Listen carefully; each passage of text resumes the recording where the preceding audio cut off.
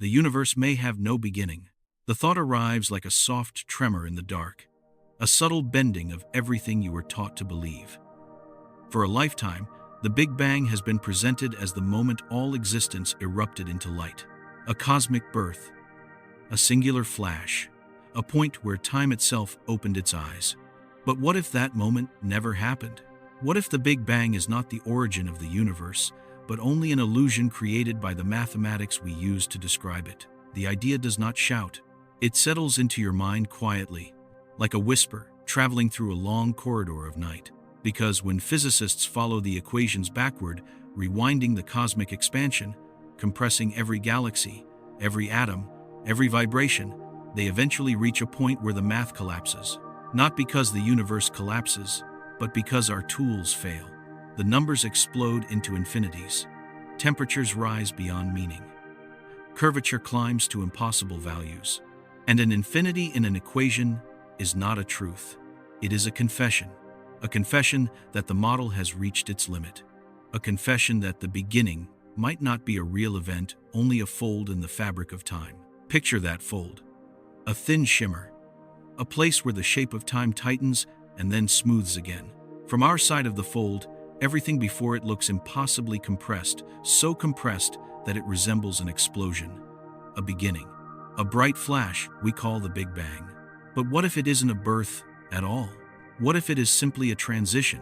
Imagine time not as a straight arrow, but as a ribbon that can bend, stretch, or gather itself into a single glowing crease. Look long enough at that crease, and it becomes indistinguishable from a moment of creation. Not because creation happened, but because our perspective is trapped inside its curvature. This possibility unsettles every instinct we have about origins. Humans crave first moments. We want to know when things start, what precedes what, where the story truly begins. Yet the universe may not care for beginnings. It may only shift from one form to another, silent and continuous, without ever crossing a line called start. Observations hint at this quietly. When the Planck satellite mapped the cosmic microwave background, the afterglow of what we call the Big Bang, it found slight irregularities, regions too smooth, anomalies too coherent, circles of lower variance that some theories cannot explain. These gentle signatures may not belong to a universe with a true beginning. They might belong to something that happened before, or rather, something that existed without needing before. This is where the conflict begins. If the Big Bang is not the origin, then everything we think about cosmic history must be re-examined. Time, causality, entropy, memory. Each becomes a shadow of a deeper structure, and slowly, almost imperceptibly, the question forms: what if time itself never began? What if it only changed shape? Some theories already lean in this direction. Roger Penrose's conformal cyclic cosmology imagines the universe as a series of aeons, vast eras, each one fading smoothly into the next. In this picture, our Big Bang was not the first light of creation, but the final whisper of an aeon before us. The cyclic model of Steinhardt and Turok pictures the universe breathing, compressing, expanding, compressing again. Each cycle enormous, ancient, and unbound by a beginning. Eternal inflation paints a landscape where space spawns more space endlessly. In this view, asking for a first universe is like asking for the first wave in an infinite ocean. These ideas disagree in every detail except one. None of them require a beginning. They allow the universe to be older than age, deeper than time, and continuous beyond recollection. All of them, in their own way, say the same thing. The Big Bang may not be a birth. It may be only a boundary in disguise. And if that boundary is just a mathematical illusion, if the apparent start is created by the way our equations distort near extreme density, then the universe becomes something far stranger than we imagined. Not a story with a first chapter, but a story already in motion when we open the book. Pause here with me and drift with the thought for a moment. If the universe never began, then nothing we see is the first. Not matter, not light, not expansion. We are living in the middle of something timeless, a vastness that folds, renews, and reinterprets itself without ever emerging from nothing. Before we drift deeper, let this quiet invitation settle. You're listening to Whispers of the Universe. If you're gentle enough to leave a like, if you're kind enough to share this calm place, and if your heart feels soft enough tonight to subscribe, your small gesture helps this silence continue across its long cosmic night. Now breathe slowly, and return with me to the question that lingers like a soft echo. If the Big Bang is only a distortion of perspective, what exists on the other side of that distortion? Maybe there was no explosion. Maybe there was no beginning. Maybe time simply narrowed into a bright, compressed moment before unfolding again into the spacious cosmos we inhabit. Imagine standing inside a hallway, watching every step behind you collapse into a single glowing point. That point feels like the start of your journey until you turn around and realize the hallway continues beyond the glow, stretching further than you can see. The universe might be built the same way. The glow is real, but what it represents is not a beginning. It is only the place where our understanding becomes too narrow to perceive what lies beyond. Even the cosmic microwave background may be whispering this. Some anomalies appear almost like memories, soft fingerprints from a previous era or phase of the cosmos.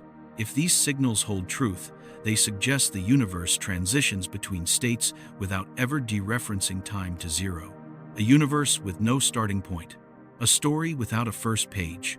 A melody already playing before we learn to listen. And so the deeper question rises. If nothing began, then what is the meaning of before? Perhaps before is just a shape that time can take. A shape time wore before wearing this one. And when that shape changes, the entire past may collapse into the single, bright crease we mistook for the Big Bang. If that is true, then we are not witnessing a birth. We are witnessing a boundary, a fold, a transformation in which one era of the universe hands itself quietly to the next. But if the universe did not begin, then where does memory fit? Where does causality fit? Where do we fit? These questions are not meant to be solved here. They are meant to guide you deeper, gently, into the soft mystery of time itself. Because the true strangeness is not that the universe may lack a beginning, but that we ever believed it needed one. And as this thought settles like dust in a beam of cosmic light, another question begins to form, quiet, inevitable, and waiting for you in the next drift. If time has no origin, why do humans feel such comfort in imagining one? Let that question open itself softly. Let it guide you toward the next movement, where the nature of time and the illusion of its starting point begins to unfold. Time has always felt like a line, thin, steady, obedient, stretching backward into a point where everything must have started. Humans don't just accept this idea. We depend on it. Our memories need an origin. Our stories need a first page. Even our existence feels more secure when we imagine a moment where nothing suddenly became everything. But the universe does not seem to share this need. As we look deeper, as precision increases and the noise falls away, the expectation of a beginning begins to crumble. The cosmos appears less like a tale with a chapter 1 and more like a river whose source can't be found, not because it is hidden, but because it may not exist. The first fracture in the idea of a cosmic beginning comes from something deceptively simple. We have mistaken the shape of time for the start of time. For decades, the expansion of the universe was read like a reversed script. If galaxies move apart today, they must have been closer yesterday, closer the day before, eventually too close, eventually infinitely close. And so the line leads back to a single point. But that point is not a physical place. It is the mathematical point where the model breaks. Imagine stretching a map until the paper tears. The tear does not reveal the edge of the world. It reveals the edge of the map's ability to describe it. In the same way, the beginning we draw at time zero may only be the boundary of our language, not the boundary of reality. Across physics, a quiet shift has begun. The question is no longer, what happened at the beginning? The question is, why did we ever believe time needs one? As experiments refine our understanding of cosmic expansion through redshift surveys, baryon acoustic oscillations, and the detailed structure of the cosmic microwave background, it becomes harder to defend a singular beginning. Some anomalies hint at alignments that should not exist in a universe born from chaos. Others appear too smooth, too organized, as though they are not artifacts of a violent origin but traces of an older, calmer order underneath. A faint symmetry seems to linger in the data, like an echo with no source. Even the familiar arrow of time, the one that points from past to future, begins to lose its authority. The deeper you follow it, the more it dissolves into something else. Not a path, but a gradient of information. A slow rearrangement of patterns. And here, a twist emerges quietly. Time might not flow. Time might not begin. Time might only change configuration, like a field shifting from one pattern to another. Stand within such a shift, and you will swear you witnessed a beginning. But beginnings may only exist for those living inside a transformation, not outside it. Some models, like the bouncing cosmologies, suggest the universe compresses and expands in cycles. To an observer trapped in one expansion phase, the bounce looks like a beginning. But from the universe's perspective, there is no first bounce, only an infinite rhythm. Other approaches describe time as emergent, arising from entanglement rather than flowing on its own. In these pictures, the concept of earlier appears only when the structure of quantum information allows it. Before that appearance, asking, "When did things begin?" is like asking what the wind looked like before air existed. The illusion of a beginning is built into our perception, not necessarily into the universe. But perhaps the most unsettling insight is this: even if the universe had no beginning, our minds will continue to crave the idea of one. We are bound to stories that start, bound to memories that anchor, bound to origins, because origins make us feel located. Without a starting point, existence feels adrift. But the universe may be perfectly at home drifting. Watch space itself, quiet and cold, expanding not from a center, but everywhere at once. No point marks the birthplace of galaxies. No marker says, "Here is where existence began." The entire cosmos stretches uniformly, as if it were never young or old, only changing. The fold of light that disguised itself as the Big Bang is one such change. A narrowing of time, a compression of scale, a luminous crease mistaken for creation. Follow the crease closely enough, and it vanishes not into nothingness, but into continuation. And so, the question deepens. If time never began, why does it feel so natural to imagine that it did? Perhaps because our lives fit comfortably inside stories with origins. Perhaps because our memories hold their shape only when bounded. Or perhaps because consciousness itself emerged during a period when time had a particular texture, linear, directional, familiar, and we mistake that texture for a universal truth. But the universe is under no obligation to follow the patterns that comfort the human mind. A beginning is not required for motion. A starting point is not required for meaning. And history does not need a first moment to be real. As you breathe slowly, let the thought drift across your awareness. The universe may not have been born. It may have simply shifted into the form we can observe. And if this is true, another question waits quietly, just beyond the edge of this chapter, soft, persistent, and impossible to ignore.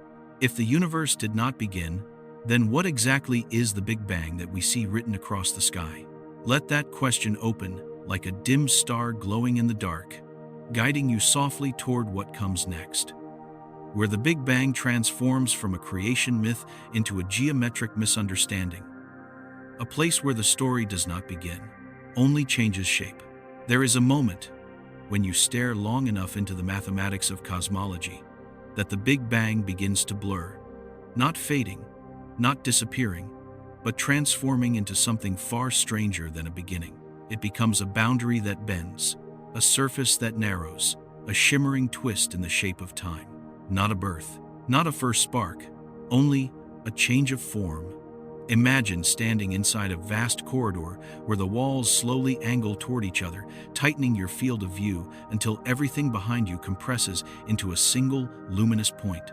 To an observer caught inside that narrowing, the world would appear to originate from that bright spot. But the corridor itself continues beyond the glow, indifferent to your perspective. This is how the Big Bang looks when seen through the lens of conformal geometry. Roger Penrose proposed a mapping one that squeezes infinite time into a finite boundary without destroying its structure. Under this mapping, the end of a previous cosmic era can be stretched and rescaled until it resembles the beginning of our own. The two eras touch, not through explosion, but through transformation. This idea does not deny the heat, the density, the early fire of our cosmos. It simply suggests that the fire was not unique, not the first, not even a true beginning. A conformal twist can make two vastly different epochs look identical at the boundary, tricking us into believing we are witnessing creation when we are merely witnessing continuity. But if the Big Bang is only a twist, only a fold, why does it appear so violently special? Because from within the transformation, everything is compressed. Temperature skyrockets, not because reality begins, but because scales collapse. Density explodes, not because matter emerges from nothing, but because distances shrink into the vanishing point of the mapping. Time, as we measure it, loses meaning because its fabric is being refitted. To the universe, this is a smooth change. To us, it is a deafening birth. Every beginning is loud only to the one who wakes inside it.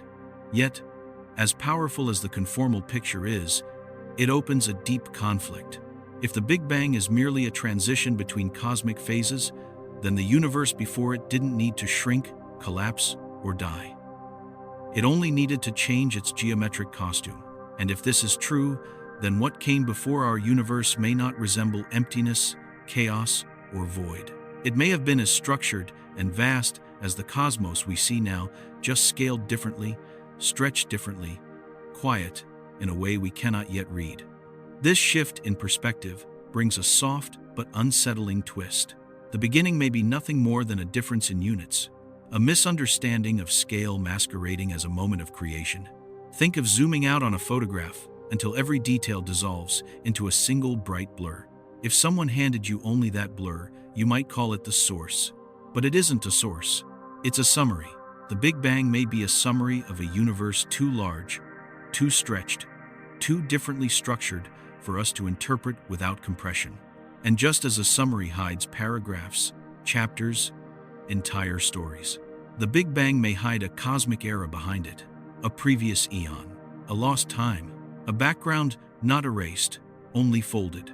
Even the smallest details within the cosmic microwave background hint at this possibility.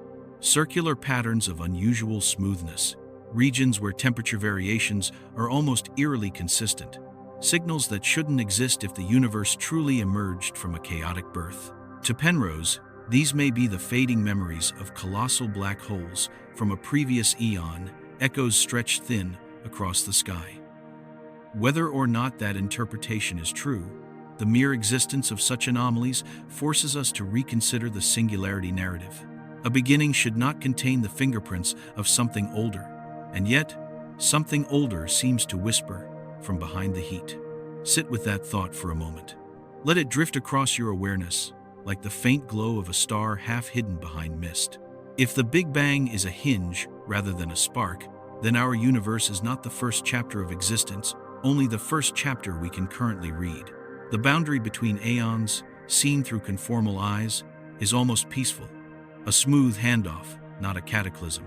A quiet passing of structure from one phase to the next. The loudness of the Big Bang belongs not to reality, but to how we measure reality from the inside. Which leads to the next question, softer and heavier than the ones before. If the Big Bang is not the universe beginning, then where does the illusion of a beginning truly come from? Breathe gently, and let that question open a passageway. A dim corridor leading outward from the glow we once mistook for Genesis, because in the next drift, the conflict deepens. The singularity itself may be nothing more than a misunderstanding of our coordinate system, a mirage created by looking at time from the wrong angle. And as you follow that angle, the boundary shifts again, leading you quietly toward what waits in Chapter 4. When cosmologists stare into the afterglow of the universe, the faint microwave haze spread across the sky. They are not looking at a picture of creation. They are looking at a canvas that holds more memory than it should.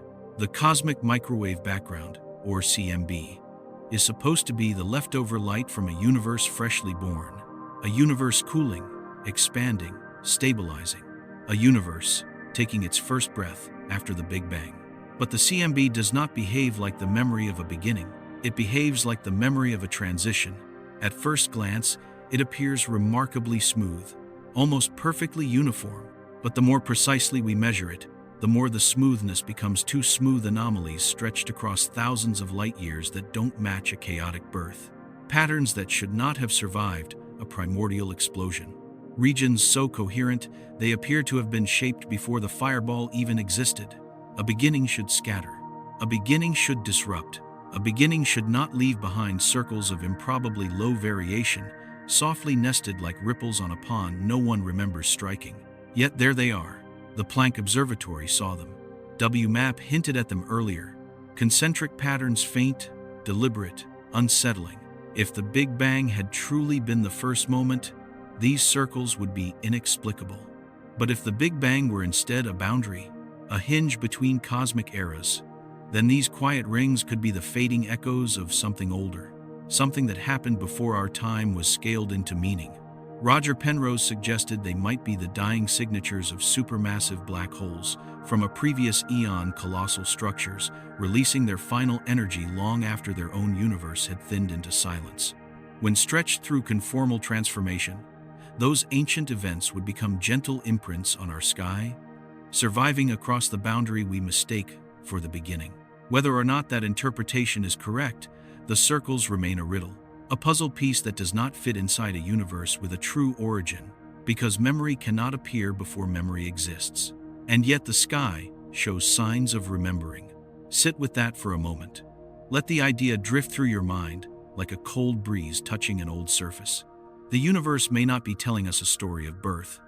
It may be telling us a story of inheritance, one that began long before our cosmic era unfolded. Even the largest asymmetries trouble the picture of a clean beginning. One hemisphere of the sky contains slightly more structure than the other, a gentle imbalance that statistical models struggle to dismiss. The axis of evil, a name whispered half-jokingly, half-nervously, aligns temperature fluctuations in a way that no primordial explosion should prefer. These signatures behave less like the shards of a chaotic origin, and more like the bruises left by a universe that has lived before. But the conflict grows deeper. If these patterns are truly the footprints of something prior, then the Big Bang loses its status as a singular creation event. It becomes instead a juncture, a narrowing of time where the scale collapses, information stretches, and everything from the era before is blurred into subtle forms. A fold doesn't erase. It conceals. It hides what came before, not with violence, but with geometry. Imagine folding a sheet of paper until two distant regions touch. From above, that point of contact looks like a single location, a beginning. But on the paper, the points were always separate, always part of the same structure. The fold didn't unite them. It only changed their perspective. That may be what the cosmic microwave background is showing us. Not the beginning of the universe, but the place where two vastly different eras touch through the narrowing of time. The brightness we call the Big Bang may simply be where the old cosmos becomes too thin to recognize, and where the new cosmos becomes dense enough to see. This reinterpretation leaves the CMB not as a birth certificate, but as a palimpsest, a layered document, written over but not completely erased.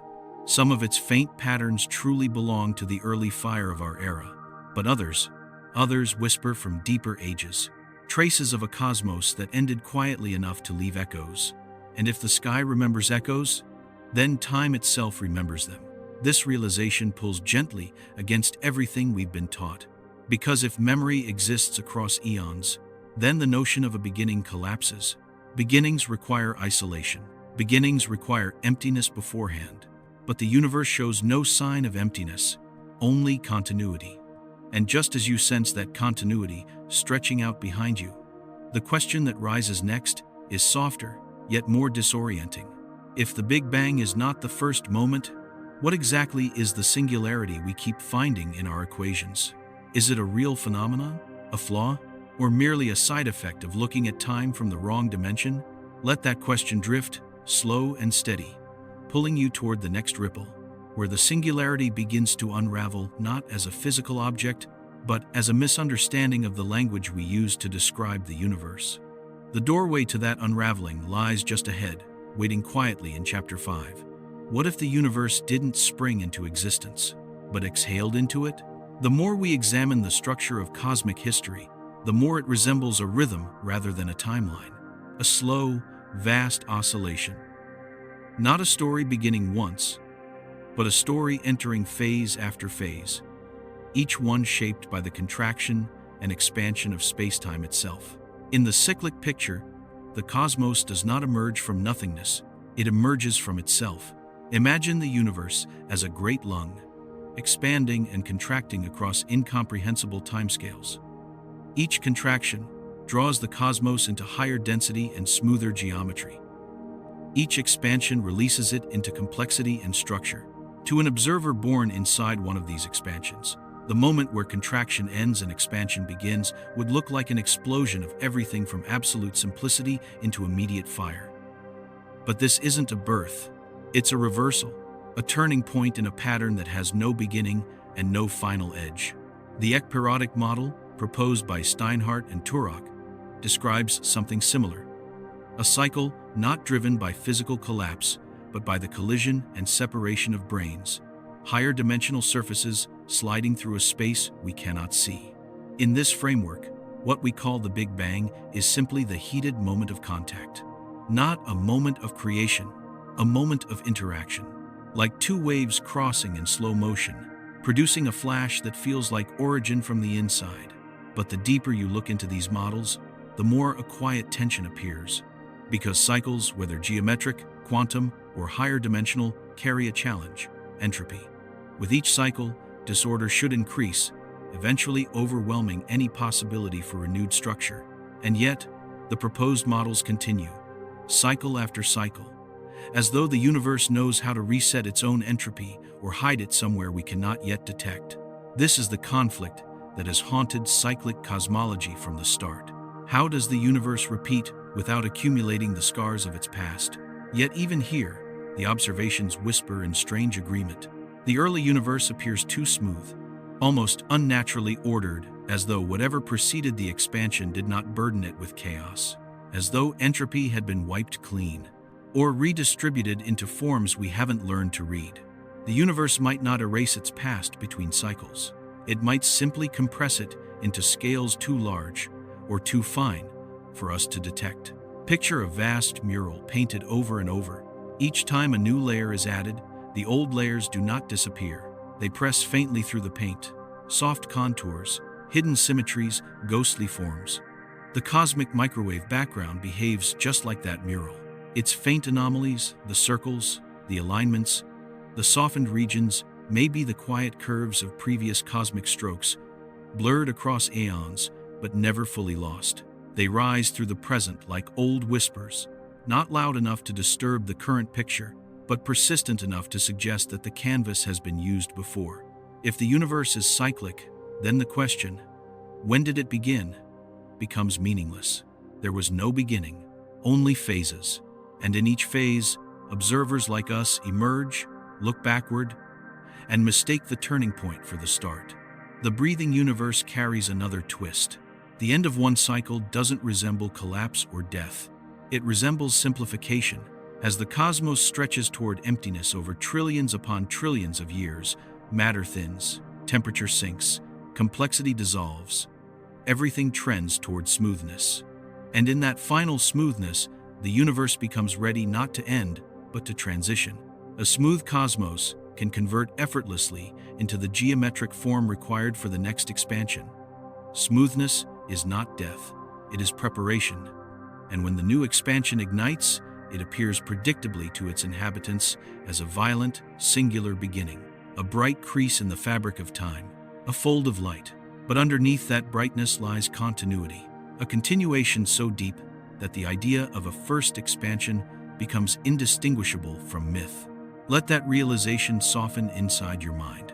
If the universe breathes, then every moment of existence is simply one inhale or exhale of a timeless structure. The rhythm does not need an origin for the beat to exist. And as you drift with this idea, you may notice a quiet shift inside the question itself. If cycles and transitions can produce what looks like a beginning, then the singularity we fear, the infinite point in our equations, is not a true feature of the universe.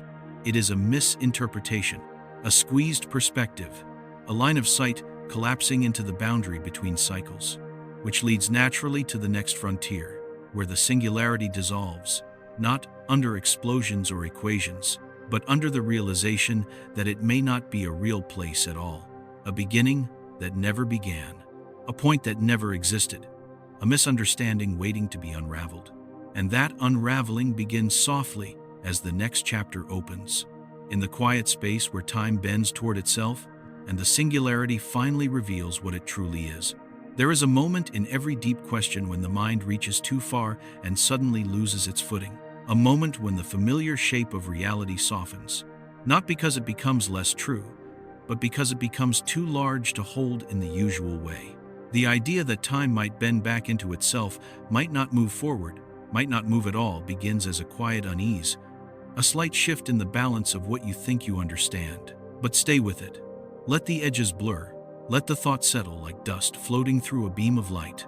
Because the deeper we examine the nature of the universe, the more it begins to whisper that time is not what we think it is, and the story of cosmic origins may be built not on a beginning, but on a change in the geometry of something more fundamental. Imagine time not as a straight river flowing from one moment to the next, but as a field, an invisible medium whose shape determines how events unfold. Fields can bend, fields can ripple, fields can form loops. And sometimes a field can distort so gently, so thoroughly, that everything living inside it mistakes that distortion for the start of everything. This is the possibility that emerges when we let go of the idea that time is an independent thing. Instead, time may be the surface tension of something deeper. The closest analogy we have comes from quantum gravity, perhaps the most ambitious attempt the human mind has made to merge two profoundly different descriptions of reality: the smooth geometry of Einstein and the granular probabilities of quantum mechanics. These two languages fit together about as well as two distant worlds touching at their edges. They can be mapped, compared, approximated, but not truly reconciled. Until, perhaps, we stop asking time to be a single, universal, flowing thread. In approaches like loop quantum gravity, space-time is not a continuous fabric. It is woven from discrete units, tiny quanta of geometry, that form something like a cosmic lattice. Distances, areas, and even time intervals become countable, granular, almost musical. Time does not pass so much as it emerges from the interactions of these tiny loops of space. In causal set theory, space-time becomes a growing web of events, each building upon the last, not by flowing, but by accumulating. The order of events gives rise to the illusion of temporal motion. The universe is not moving, it is expanding its own structure. In these views, time does not begin, it crystallizes. But the most provocative idea comes from the notion of emergent time, which suggests that time is not a fundamental property at all, only a byproduct of something else: quantum entanglement. In this picture, time exists because the universe contains correlations between its parts. When these correlations change, we perceive the change as the passage of time. Remove correlation, and time dissolves. This is more than theoretical poetry. Experiments with ultra-precise atomic clocks show that time itself depends on how energy and geometry interact. Clocks tick differently, in different gravitational potentials. Time stretches near a black hole. Time contracts near a burst of high energy. Time is not stable. It adapts. But here lies the twist. If time adapts, then time can also transform so dramatically that its previous form becomes unrecognizable. And if time can transform, then what we call the beginning may be the moment when time shifted from one configuration to another, when its structure changed so sharply that everything before it became invisible to us. Stand inside such a transformation, and you will see a boundary. To an observer outside it, the boundary has no beginning. To one inside, it looks like a flash of origin. Imagine a cosmic accordion, folding and unfolding its own geometry. When it contracts, time becomes thin, stretched, simplified. When it expands, time thickens, gains texture, gains direction. Expansion is not movement, it is structure unfurling. Inside one of these expansions, the sudden rise in temperature, density, and curvature feels exactly like a beginning, because we are at the moment where time's thickness becomes measurable. The Big Bang may not have been a birth. It may have been the thickening of time. This idea helps to explain why the singularity, supposedly the point where everything erupted, behaves so strangely in our equations. Singularities are not signs that the universe ended or began. Singularities are signs that our description of time is failing. A singularity may simply mark the moment where time bends back into itself, folding so tightly that our math cannot maintain its shape.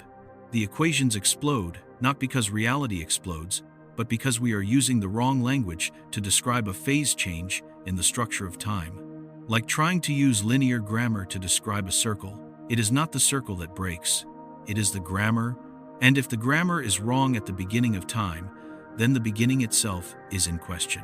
Even the idea of cause and effect becomes slippery under this light. If time does not flow, then events do not cause one another in the way we imagine. Instead, they may be arranged along a structure determined by the geometry of the underlying field. Where the field bends, events that seem sequential may actually be adjacent. Where it twists, events that look simultaneous may be unrelated. Cause and effect may be an illusion created by the curvature of time's surface. And if time can bend, then it can also loop.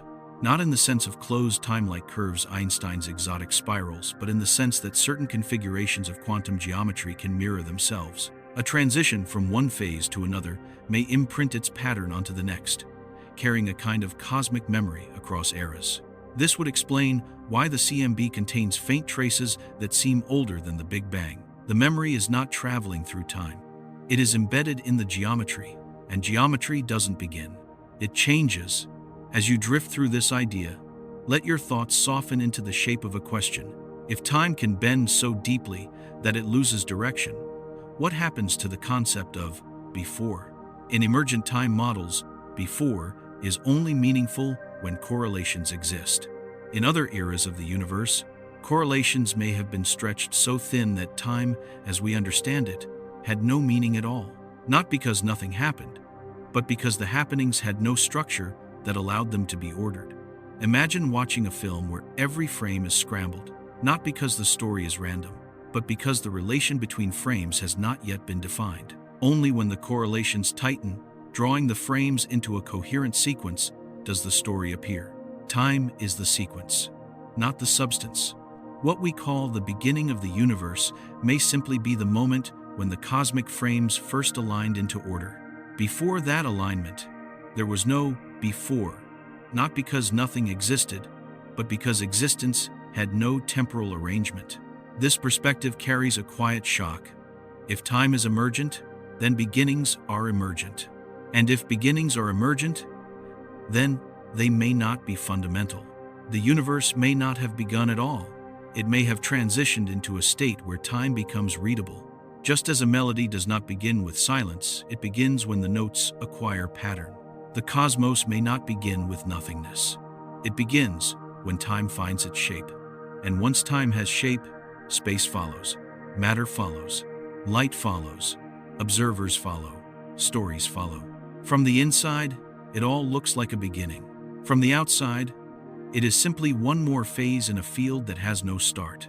Let that idea drift through you the way a slow tide moves across the shore. Methodical, steady, almost inevitable. Because if time can bend itself into existence, then it can also bend out of one era and into another. It can hand off its structure across cosmic phases without breaking, without rupturing, without ever creating a true moment of nothing. A beginning becomes unnecessary. The transition is enough, and that transition leaves behind faint signatures, patterns of geometry, texture, and structure that ripple into the next era, which leads us toward the next drift in this long story. If time bends and transitions create beginnings, then perhaps memory itself betrays the existence of earlier cosmic phases. A memory written not in words, but in curvature, not in events, but in correlations. A memory that lives quietly inside the cosmic fabric, waiting to be read. And as the chapter loosens into silence, the next question begins to rise, soft and inevitable. If time emerges from correlation, what traces of earlier universes remain entangled with our own? The path toward that answer begins to unfold gently. As we drift into Chapter 7, there are moments when the universe feels less like a physical place and more like a memory we are trying to interpret. A memory without language, without edges, written into the structure of space in a way so quiet that it can only be sensed when you stop insisting that time must move forward. Because if time is emergent, if it forms only when correlations settle into shape, then what came before our readable time might not be lost at all.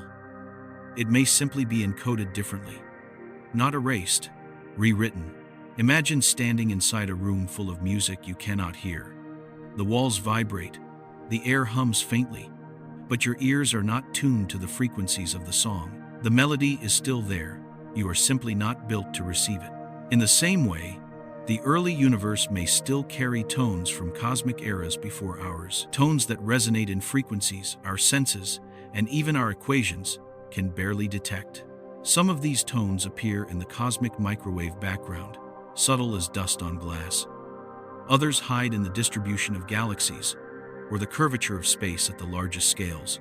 But the deepest form of cosmic memory may live in something far stranger, the information stored inside black holes.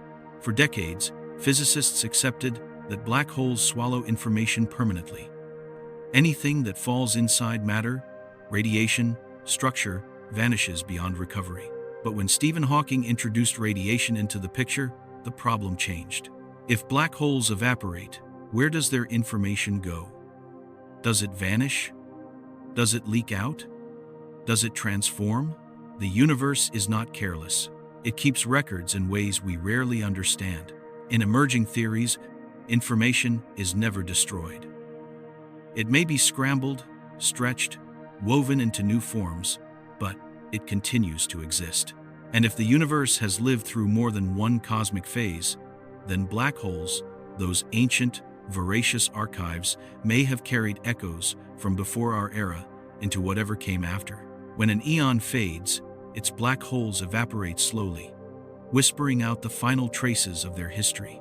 If those whispers travel across the conformal boundary into the next cosmic phase, they seed a new universe, not with matter, but with memory. Not memory as recollection, memory as structure. Faint patterns of temperature, subtle curves in geometry, irregular symmetries that shouldn't exist in a universe beginning from nothing. You see these structures when you stare deeply enough into the CMB, its strange rings, its two smooth patches, its directional alignments. They act less like the aftermath of a sudden birth and more like the residue of something older. A universe with no beginning doesn't erase the past. It recycles it. And the recycling is not literal. It's not that galaxies or stars survive across cycles. What survives is arrangement, pattern, a kind of quiet order that lingers on the edge of detectability.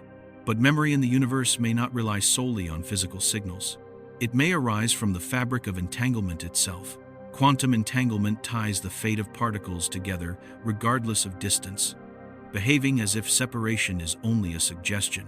In the deep structure of spacetime, entanglement acts like the stitching of a cosmic tapestry, binding regions of the universe into a single, shared state.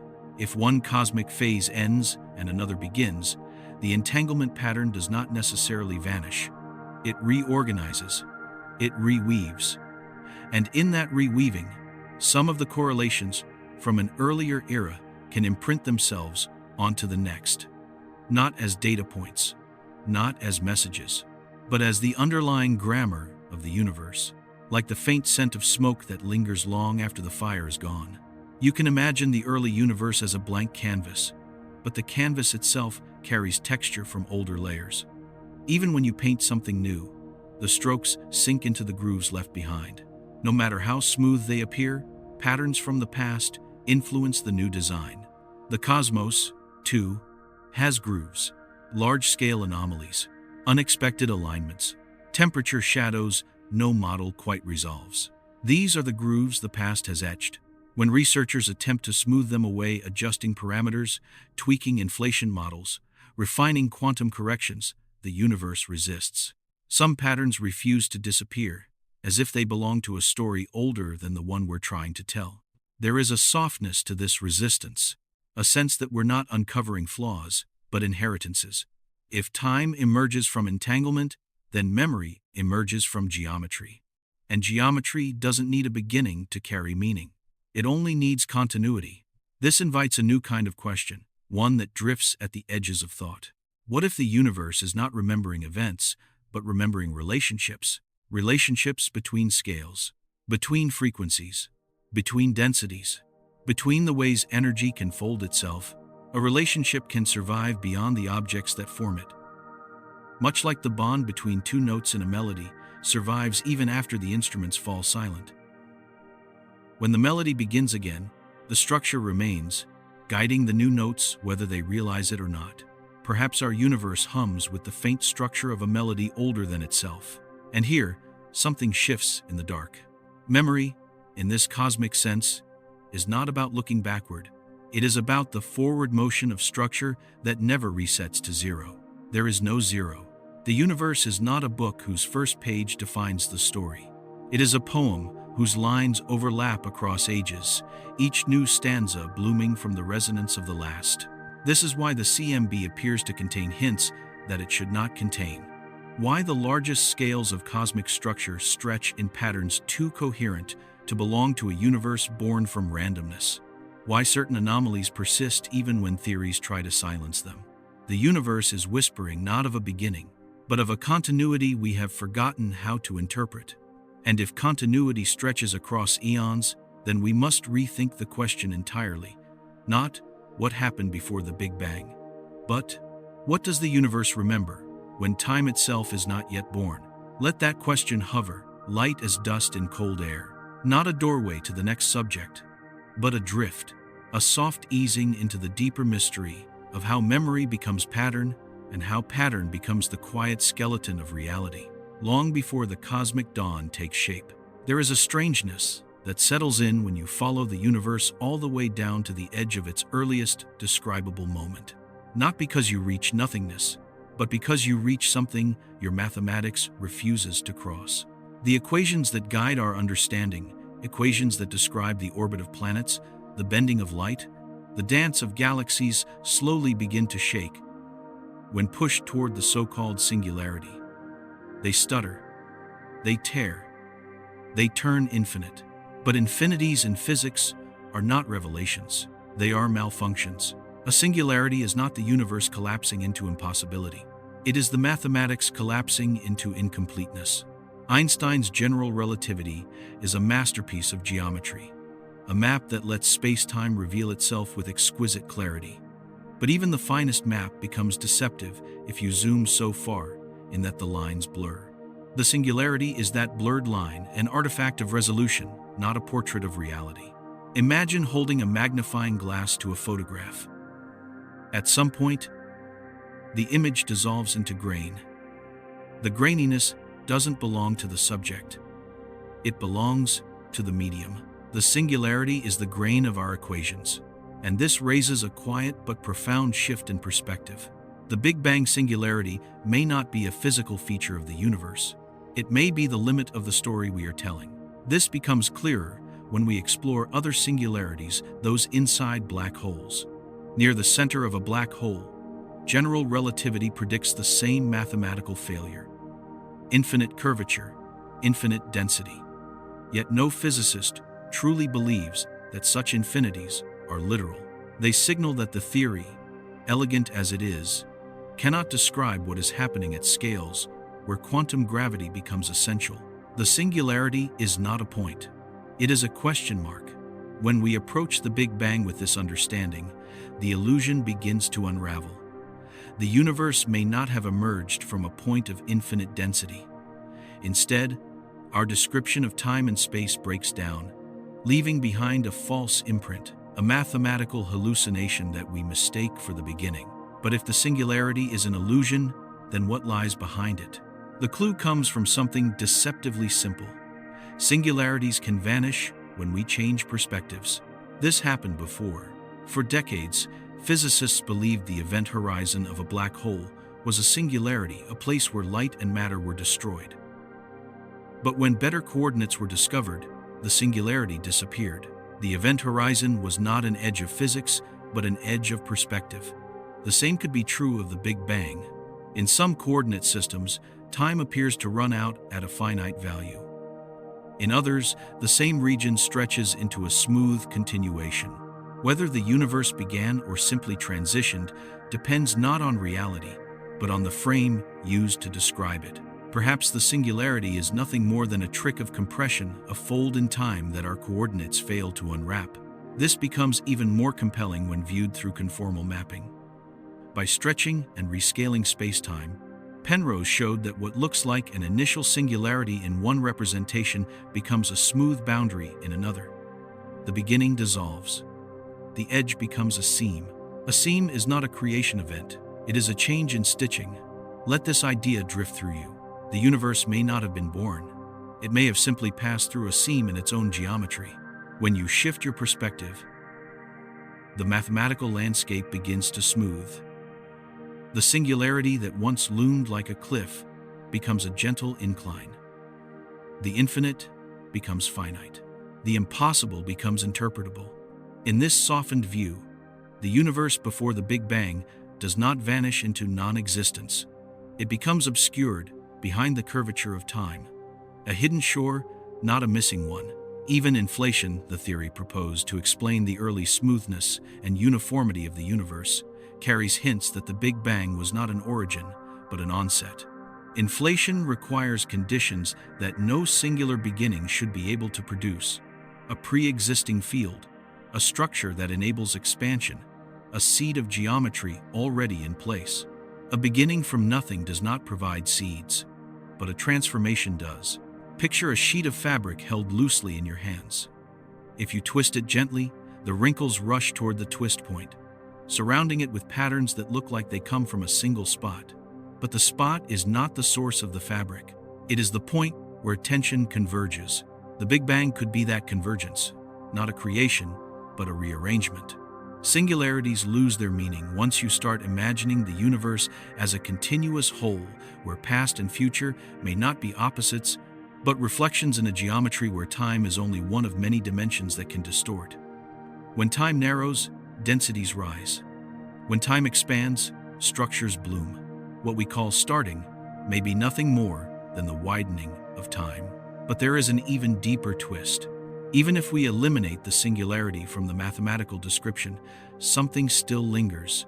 The universe appears too orderly at its earliest visible moment, too homogeneous, too flat, too finely tuned for a chaos-born beginning. If the singularity were a real eruption, one would expect disorder. Instead, we find symmetry, smoothness, balance, a quiet equilibrium that looks much more like the end of something long and slow than the explosion of something sudden. This is why so many competing models, cyclic cosmologies, ekpyrotic universes, emergent time scenarios, can disagree in mechanism yet converge on a shared theme. The Big Bang is not a beginning. It is a checkpoint, an inflection in the geometry of reality.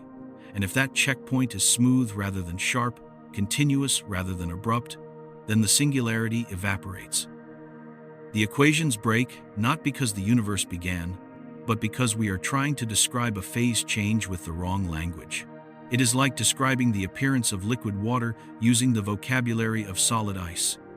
The ice does not break when it melts our language, for it breaks. In the same way, the universe does not break at the singularity. Our vocabulary does. As we relax that vocabulary, something softer appears beneath the equations. A sense that space-time is capable of transforming, bending, thinning, merging, and emerging without requiring nothingness on either side. From this viewpoint, the singularity is not a wall. It is a veil a veil that hides the deep structures of time until they settle into the form we can measure. Behind the veil lies continuity, and continuity does not require a beginning to exist. Now, a different question begins to pulse softly beneath the surface, like light filtering through water. If the singularity is a veil, what shapes the universe beyond it? What structures existed before time thickened into something we could experience? What patterns set the stage for the expansion we inhabit? The answers to these questions do not erupt into view. They rise gently, as if carried by a long wave traveling across eras, a wave made not of light or matter, but of the geometry itself. And the next movement of that wave leads into a realm even stranger, a realm where fluctuations in the quantum vacuum reveal that the universe may never have needed a beginning at all, only a moment of clarity. There are places in physics where reality feels as though it is made of smoke solid from afar, dissolving as you walk toward it. The Big Bang, when viewed from the inside of our familiar coordinates, looks like a wall where everything ends. Time collapses there.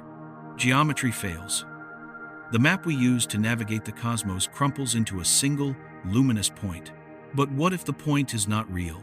What if it only appears because we're standing in the wrong frame of reference? This is a truth that physics has learned more than once. A singularity in one coordinate system can vanish in another. It is not the universe that changes. It is the viewpoint. The clearest example comes not from the Big Bang, but from black holes, places once believed to contain true physical singularities at their horizons. When Schwarzschild first wrote down the solution for a black hole, the event horizon appeared to be a point of infinite curvature. For decades, physicists thought space ripped apart there, that the horizon was a physical edge where spacetime bled into nothing. Then, new coordinates were introduced: Eddington-Finkelstein, Kruskal-Sekaras, and the singularity evaporated. What we thought was tearing was only stretching. Suddenly, the event horizon wasn't a death sentence for mathematics. It was a smooth surface that light could approach but never escape. Nothing catastrophic happened there. No infinite density. No collapse of spacetime's grammar. Just a gentle rotation of the coordinate grid, misunderstood until the right map revealed the truth. The universe has ways of hiding its continuity behind the limitations of our descriptions. Now imagine applying that insight to the Big Bang. When we trace cosmic expansion backward using our usual coordinates, ones that treat time as a uniform axis and space as a fixed backdrop, the universe shrinks into a point of infinite density. But that shrinking may be a trick of perspective, not a physical truth. In different coordinates, ones where time and space scale differently, the same region may be smooth, extended, even infinite. In this new view, the Big Bang ceases to be a point. It becomes a surface, a transition, a horizon between eras. Not the start of time, but a coordinate shadow cast across the mathematics. You can think of it like approaching the North Pole on a flat world map. As you move closer, all the lines of longitude converge. The map compresses the geometry until everything seems to collapse into a single point. But the Earth itself isn't collapsing. The coordinates are. The Big Bang may be the North Pole of time, a place where coordinates converge into meaninglessness, not where the world ends. In the same way, the point of infinite density is simply where our representation of spacetime loses resolution. It is the pixelation of reality under a magnifying glass that was never designed to zoom that far. The creases in the cosmic fabric are not catastrophes, they are artifacts. Picture a distant mountain reflected in a lake. If you admire the reflection too closely, the image breaks into ripples, distortions, shimmering fragments. The mountain hasn't changed. The reflection has reached its limits. Singularities are the ripples. The universe is the mountain. As this quiet understanding settles, a deeper realization follows.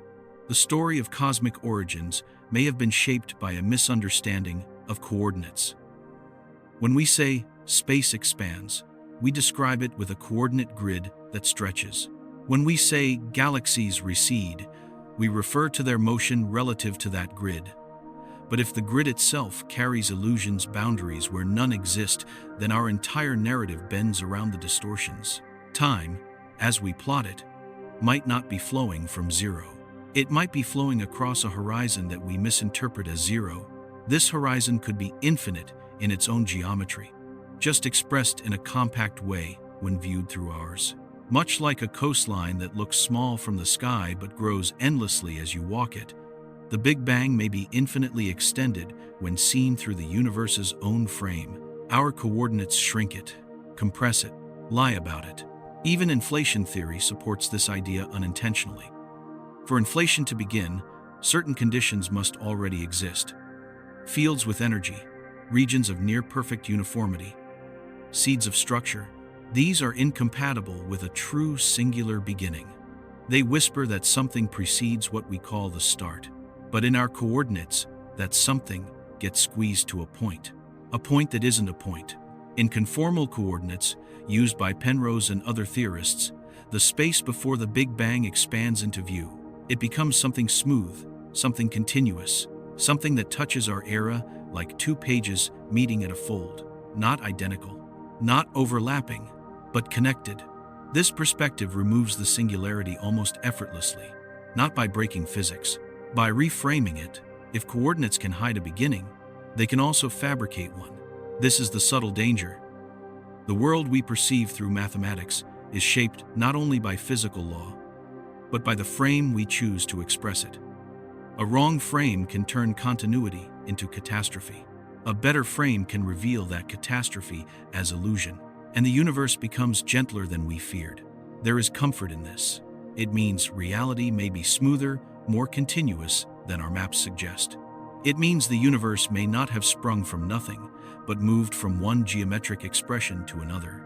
A shift in contour, a refinement of shape, a change in the way time curves. Let the idea settle, slow and quiet.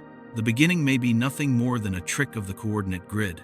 Even the cosmic microwave background shows signs of this illusion. Regions that appear too coherent, too aligned, too large to have arisen from randomness in a small, early universe become more natural when the underlying geometry is extended beyond the singularity.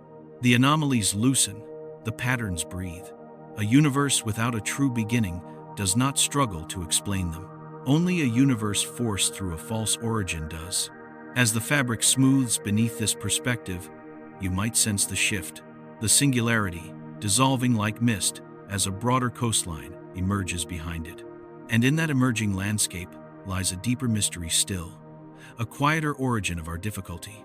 The fluctuations that define the universe may not require a beginning at all.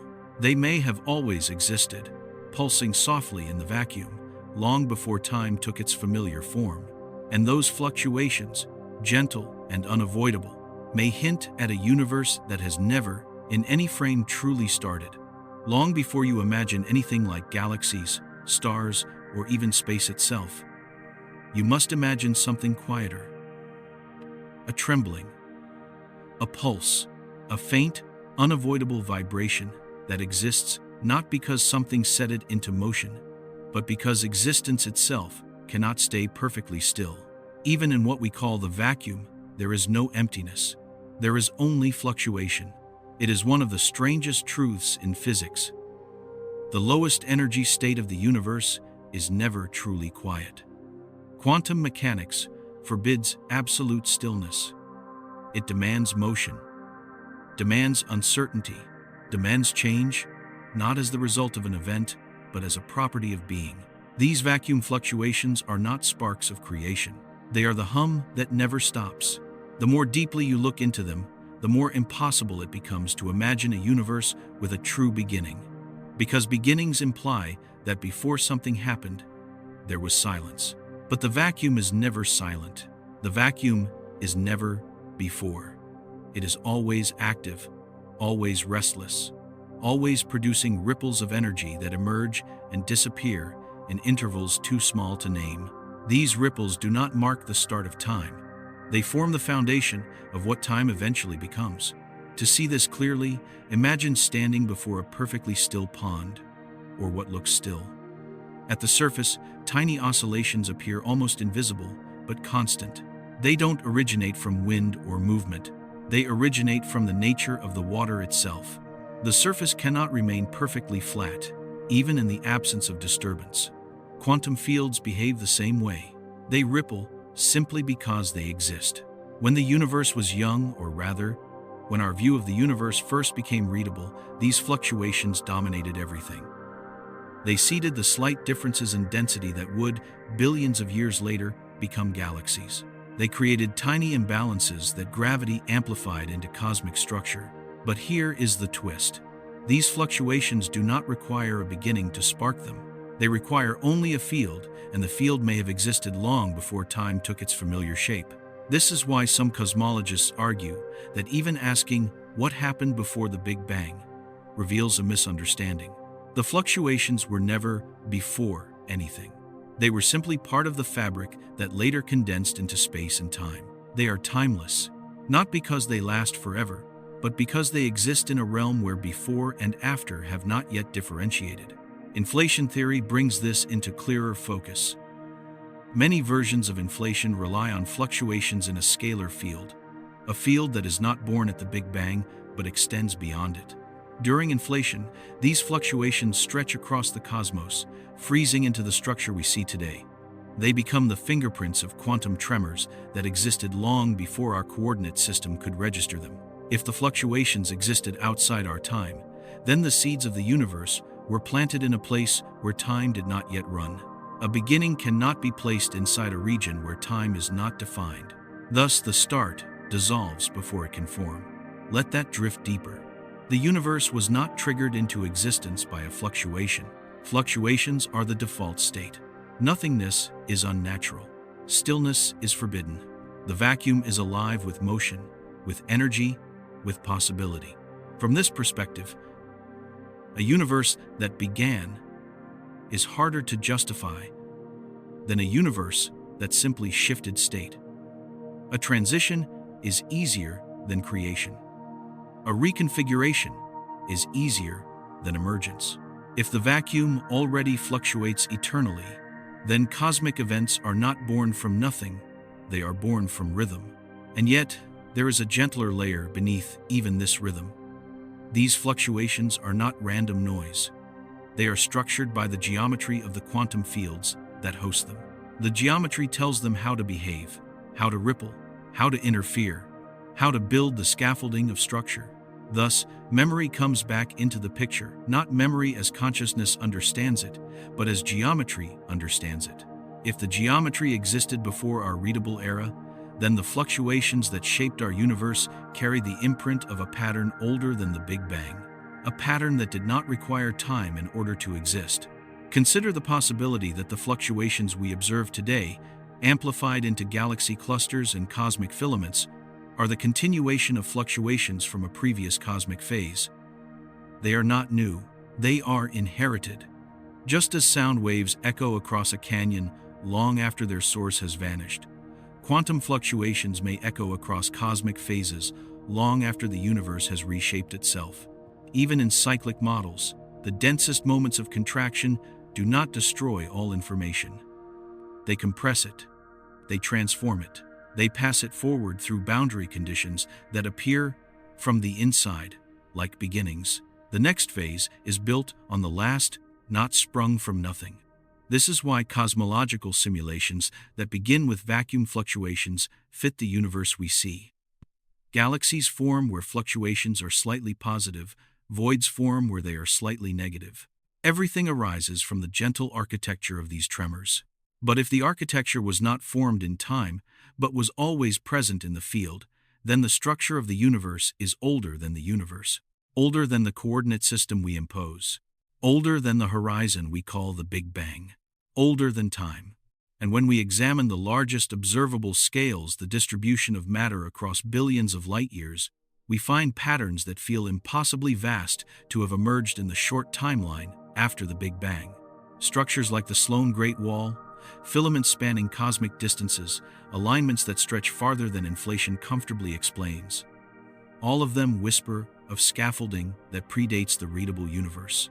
Not because the universe began larger, but because the geometry beneath the universe never began. Let your breathing fall into the rhythm of this idea. Structure does not require origin. Fluctuation does not require time. Geometry does not require creation. The universe does not need a beginning, because nothing fundamental in its construction requires one. In some theoretical frameworks like eternal inflation, the fluctuations that generate universes occur endlessly in a landscape of quantum fields that has no global start or stop. Our universe is not the first bubble in an infinite sea. It is one of many. The fluctuations that shaped it are merely local expressions of a wider, deeper structure. In other frameworks, such as conformal cyclic cosmology, the vacuum fluctuations of one eon stretch across the boundary into the next, retaining their shape even as their scale changes. They become the template for density variations in the new phase, as though the next universe inhales the final breath of the previous one. But in emergent time theories, something even more delicate is happening. The fluctuations create the possibility of time itself. Time emerges from structure, and structure emerges from fluctuations. The universe wakes when the correlations align. Before that alignment, things still happen. But before is not meaningful. It is as though time sleeps beneath the fluctuations, waiting for them to arrange themselves into a readable sequence. And when they do, the universe seems to begin. But the beginning is only the moment where we gain the ability to read. All the while, the fluctuations continue their pulse, not caring for beginnings, not caring for endings, not caring for what we call creation. They simply move, stirring the field, painting the canvas, setting the stage for a cosmos that will one day look back and imagine it all started in a single point. But there was no point, only the hum. And in that hum lies a question that settles not with weight, but with softness, the way mist settles on a still morning. If the universe arises from fluctuations that never needed a beginning, what does it mean for a cosmos to be born? Where does birth exist? In a world where motion never rests, where fields never sleep, where the vacuum itself is older than time? The thought does not answer itself. It drifts, quiet and patient, guiding everything forward without insisting on a destination. Like the next movement of a tide that has been rolling long before any shoreline knew how to measure waves. There are ideas so quiet, so deceptively gentle, that they slip past the mind's defenses before the mind realizes they've rearranged everything. The notion that time might not be fundamental is one of them. It doesn't announce itself with thunder. It doesn't arrive with the violence of explosions or the gravity of catastrophic events. It appears like a soft residue on the surface of thought, a faint shimmer that changes shape when you look closely, not unlike the way time itself behaves when you press physics hard enough. If fluctuations do not require a beginning, the next question rises naturally, almost inevitably.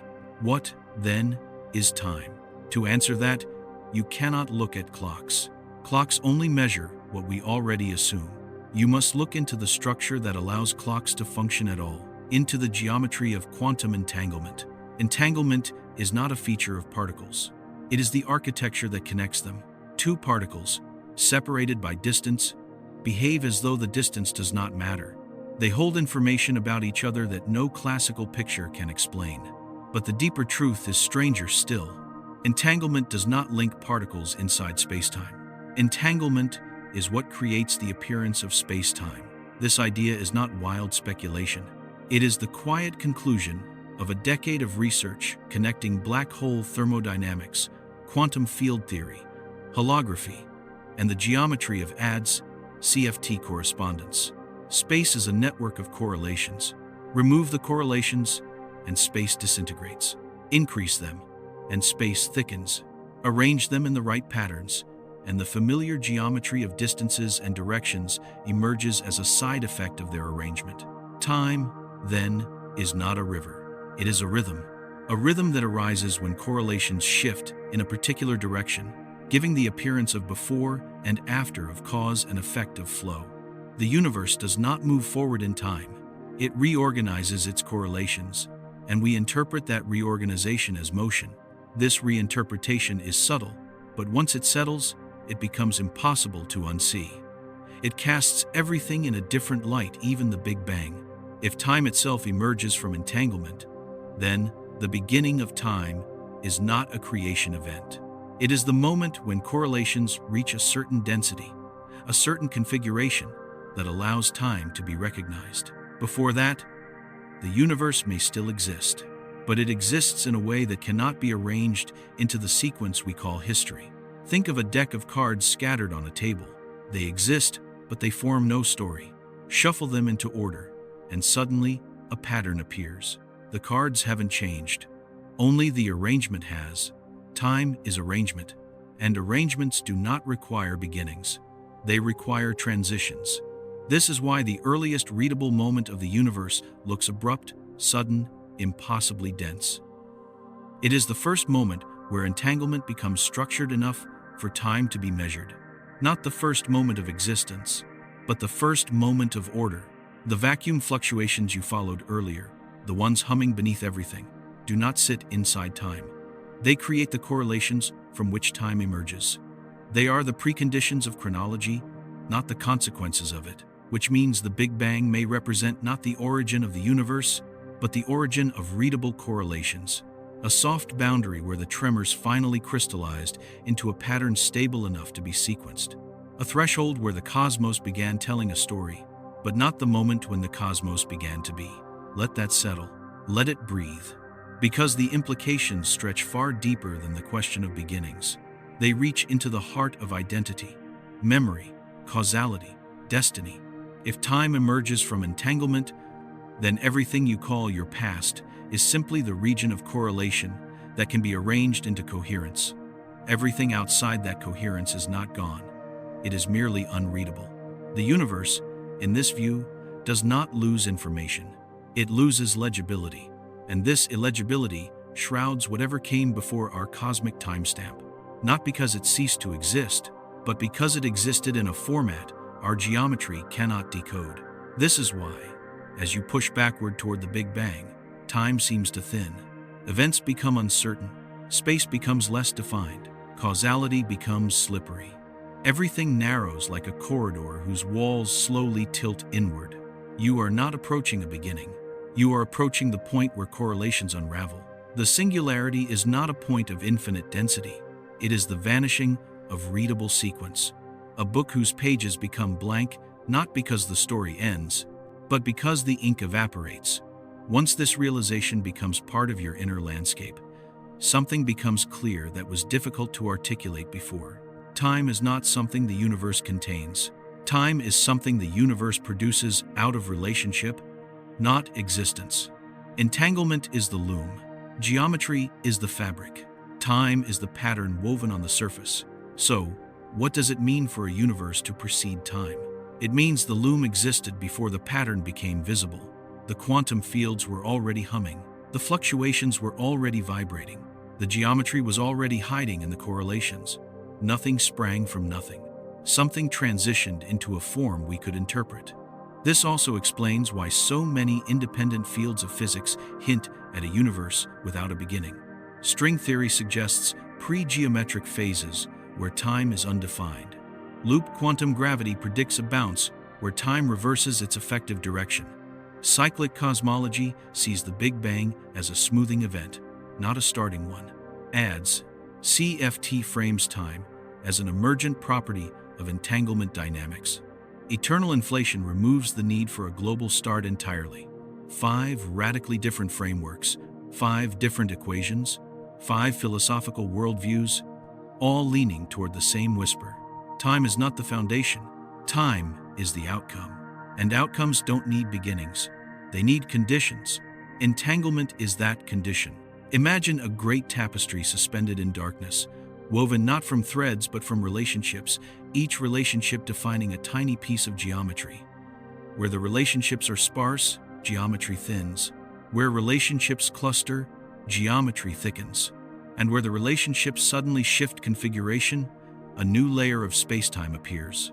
That layer is what we call the universe beginning. But it is not the first layer ever woven. It is simply the first we can walk upon. Everything older lies in the threads beneath. Still present, still part of the structure, but not accessible through the pattern we call time. This is the turning point. The moment in the long drift of cosmic narrative where you begin to sense that the question of origins has been pointing in the wrong direction. A universe without a beginning is not unsettling once you understand that beginnings are not features of reality. They are features of readability. We are not searching for the first moment. We are searching for the first coherent moment. And whatever coherence we see stretching from the Big Bang outward is only one coherence among many possible ones. Now, gently, as though your awareness is following the soft curvature of space itself, you might begin to feel the pull of a deeper question, one that slips beneath the narrative, like a current beneath still water. If time comes from entanglement, and entanglement shapes geometry, then what shaped the entanglement that gave birth to our time? Its answer is not a moment, but a structure that carries the faint echo of a universe older than chronology, older than beginning, older than what story even means. And in the quiet where that realization settles, a new shape of understanding begins to form, not through conclusion, but through the subtle unfolding of the next idea. The idea that geometry itself may carry memory across cosmic eras, not as events, but as the silent continuity of connection. There is a silence in the universe deeper than quiet. A silence made not of the absence of sound, but of the absence of sequence. A silence older than time, yet not belonging to the past. A silence that exists where memory cannot take the form of stories, but can take the form of shape. This is the silence of geometry before time emerges. In the chapters you've drifted through, time has softened first into fluctuation, then into correlation, then into entanglement. But beneath even these lies a more delicate layer, one that does not pulse or shift or flow. It simply persists. It is the geometry of the universe when stripped of chronology, a geometry that remembers, not events, not histories, not moments, but relationships, those quiet interconnections that survive across transformations, surviving not by continuity in time, but by continuity in structure. To imagine such a memory, you must abandon the idea that the universe begins anywhere. A beginning is a spatial metaphor projected onto something that does not require locality. A line has a start. A circle does not. A wave has a crest. A vibration has a pattern. The universe, in its deepest formulation, may resemble the latter more than the former. The memory embedded in geometry is similar. It does not unfold. It resonates. When the universe expands, contracts, smooths, or transitions between eras, its deep structure may reshape itself. But the ratios, the symmetries, the entanglement scaffolding may carry forward a quiet persistence. Not identical from phase to phase, but suggestive enough to leave faint fingerprints. These fingerprints are the anomalies we find scattered across the cosmic microwave background, placed with a kind of indifferent precision. They are too gentle to announce themselves, too consistent to be coincidence. The universe does not shout its past. It hums it. Try to sense this hum, not as something audible, but as something spacious, a kind of widening inside the mind, where physical intuition begins to dissolve into geometric intuition. If time is a pattern, then geometry is the loom that precedes the pattern. And looms do not forget simply because the tapestry changes. Black holes reinforce this strange persistence, not through their destruction, but through their evaporation. When a black hole radiates away its mass, it leaves behind a faint smearing of information. That information, encoded in the entanglement structure of outgoing radiation, does not describe events, it describes configuration. A record of arrangement, a memory of shape. Now imagine an eon where countless black holes dissolve, each releasing the geometry of its accumulated information into a cosmos that is flattening, thinning, simplifying. In conformal cyclic cosmology, this process creates an imprint on the next universe, not a literal transfer of matter or event, but of structure. Structure does not need time to survive. It needs only ratio, and ratio is indifferent to chronology. This is why some circular features in the CMB appear too uniform, too coherent, too large to have been born from fluctuations in a young universe. Their coherence is not youthful. It is inherited, a quiet inheritance from a pre-temporal geometry. It is difficult to accept that memory can exist without time. But consider the following. A melody contained in sheet music has no temporal direction. It is a structure waiting for a reader. Only when performed does it acquire a before and after. The melody exists independent of its temporal expression. So too with the universe. Time is the performance. Geometry is the score. As the universe transitions from one phase to another, the score does not vanish. It changes key. It stretches. It contracts. It gains and loses tonal emphasis. But the scaffolding, the underlying grammar may persist, carrying a whisper of the last performance into the next. This persistence raises an unsettling yet elegant possibility.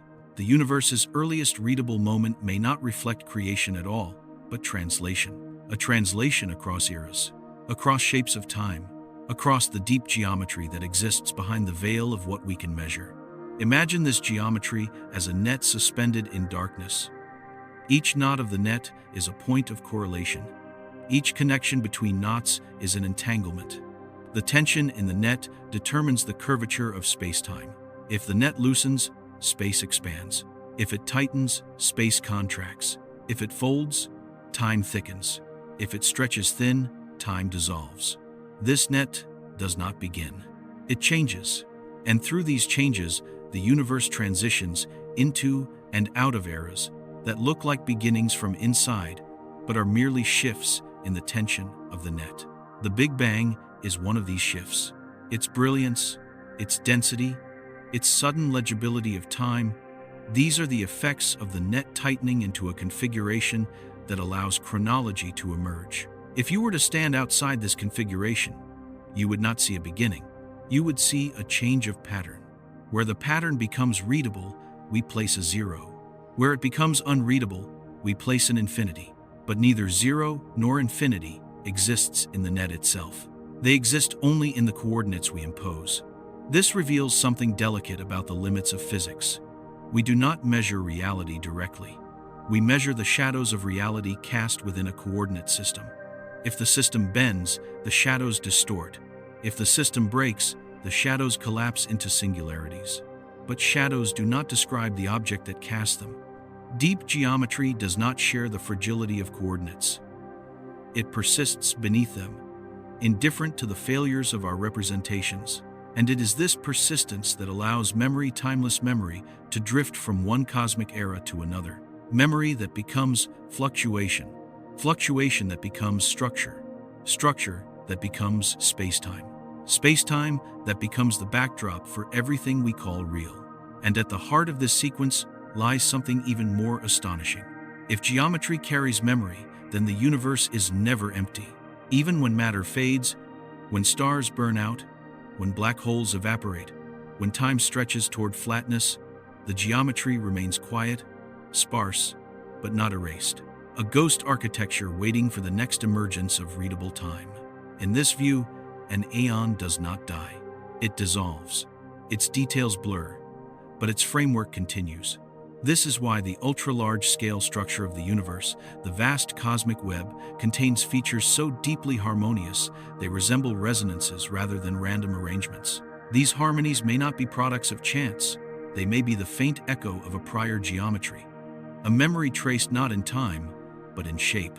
Let the thought expand inside you, slowly, like the dimming of a star that reveals a richer sky behind it. The universe is not a linear story. It is a continuous geometry that becomes a story only when conditions allow narrative to emerge. What we call the past is a region where geometry is arranged coherently. What we call the future is a region where geometry has not yet stabilized. What we call the beginning is the first readable configuration of a deeper, older arrangement. And wrapped around this understanding is a final, softer realization. The more deeply you follow the universe into its earliest structures, the more it feels like you are not moving backward at all. You are peeling layers, not retracing steps. Time does not sit behind you. It sits above you, like the paint on a canvas. Beneath the paint is the canvas itself, older, unpainted, enduring beyond the images laid upon it. Geometry is the canvas. Our cosmos is one of its paintings. And somewhere in the quiet beneath that canvas lies the next question, not loud, not sharp, but persistent, like a breath you didn't realize you were holding. What happens to geometry when the universe begins to fade again? The question doesn't rise like a doorway, doesn't announce a chapter, doesn't conclude anything. It simply widens, and the widening becomes the space where the next idea waits to take shape. There is a moment, if you let your awareness drift softly enough, when the universe stops feeling like a vast physical structure and starts feeling like something more fluid, a trembling field, a shimmering ocean, whose waves move not through space, but as space. This is the quantum vacuum, not emptiness, not stillness, but a restless sea of possibility. Everywhere you look, between galaxies, between atoms, in regions colder than the background radiation, in the darkness where even starlight refuses to shine, the vacuum moves. Nothingness cannot hold itself still. It quivers, fluctuates, rearranges itself without instruction or direction. And inside those fluctuations lies a truth too large to fit into the idea of a beginning. Because beginnings, as humans imagine them, require silence, a still point, a clean slate from which something emerges. But the vacuum is never silent, never still, never empty. So the universe did not rise out of quiet. It rose out of motion, motion that was always there. Imagine peering beneath spacetime with a lens capable of resolving the smallest conceivable scale. You wouldn't find particles sitting in place, waiting for a divine spark. You would find fields rising and falling like waves on a cosmic shore, fields flickering with pairs of particles appearing and vanishing before they can be given names. These fluctuations are not events. Events require time. Fluctuations precede time.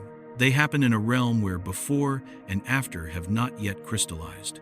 A realm where structure exists without sequence. In many ways, the vacuum resembles a memory without a storyteller. It is full, but not in the way consciousness understands fullness. It is structured, but not ordered. It is active, but not directed. This is the place where universes arise, not from nothing, from a sea that has always moved. But the motion is not chaotic. It is patterned in a way that whispers hints of geometry, temperature, density, curvature. Patterns that become scaffolding when time finally condenses enough to read them. When cosmologists simulate the earliest readable moments of our universe, they begin not with emptiness, but with tiny fluctuations. These fluctuations grow under gravity, forming galaxies. They stretch, freeze, inflate. They map themselves into the distribution of matter we see today. Every supercluster, every void, every filament owes its existence to these ancient ripples. And yet, when you trace the mathematics backward, nothing suggests these ripples were born at the Big Bang. They simply continue through it. In some models, they pass intact across the conformal boundary from one eon to the next, like waves crossing between oceans connected by a narrow strait. In eternal inflation, these fluctuations create bubble after bubble, each a universe with its own expansion. And in emergent time models, the fluctuations don't sit inside time at all. They lie beneath it, generating the correlations that allow time to exist. In all these pictures, the same whisper echoes. The fluctuations never began. Or rather, beginning is a word that loses meaning once you descend deep enough into the quantum field. You can change the state of the field. You can change the geometry of the field. But you cannot make it start. It has no place for starting. The hubris of imagining a first moment becomes clear when we examine the distribution of density across the cosmos. On the largest scales, scales so vast they defy intuitive comprehension, the universe has a texture, a pattern, a readiness that cannot be compressed into a few 100,000 years. The scaffolding of the cosmic web extends so far, so coherently, that it seems sculpted by something older than the expansion that carries it. This scaffolding does not care about beginnings. It cares about balance. Where fluctuations rise, structures grow. Where fluctuations fall, voids bloom. Where geometry tightens, time gains direction. Where geometry loosens, time dissolves. This rhythmic expansion and contraction of correlation is what produces the shape of the cosmos, not a singular origin point. Let your breath soften as you imagine this.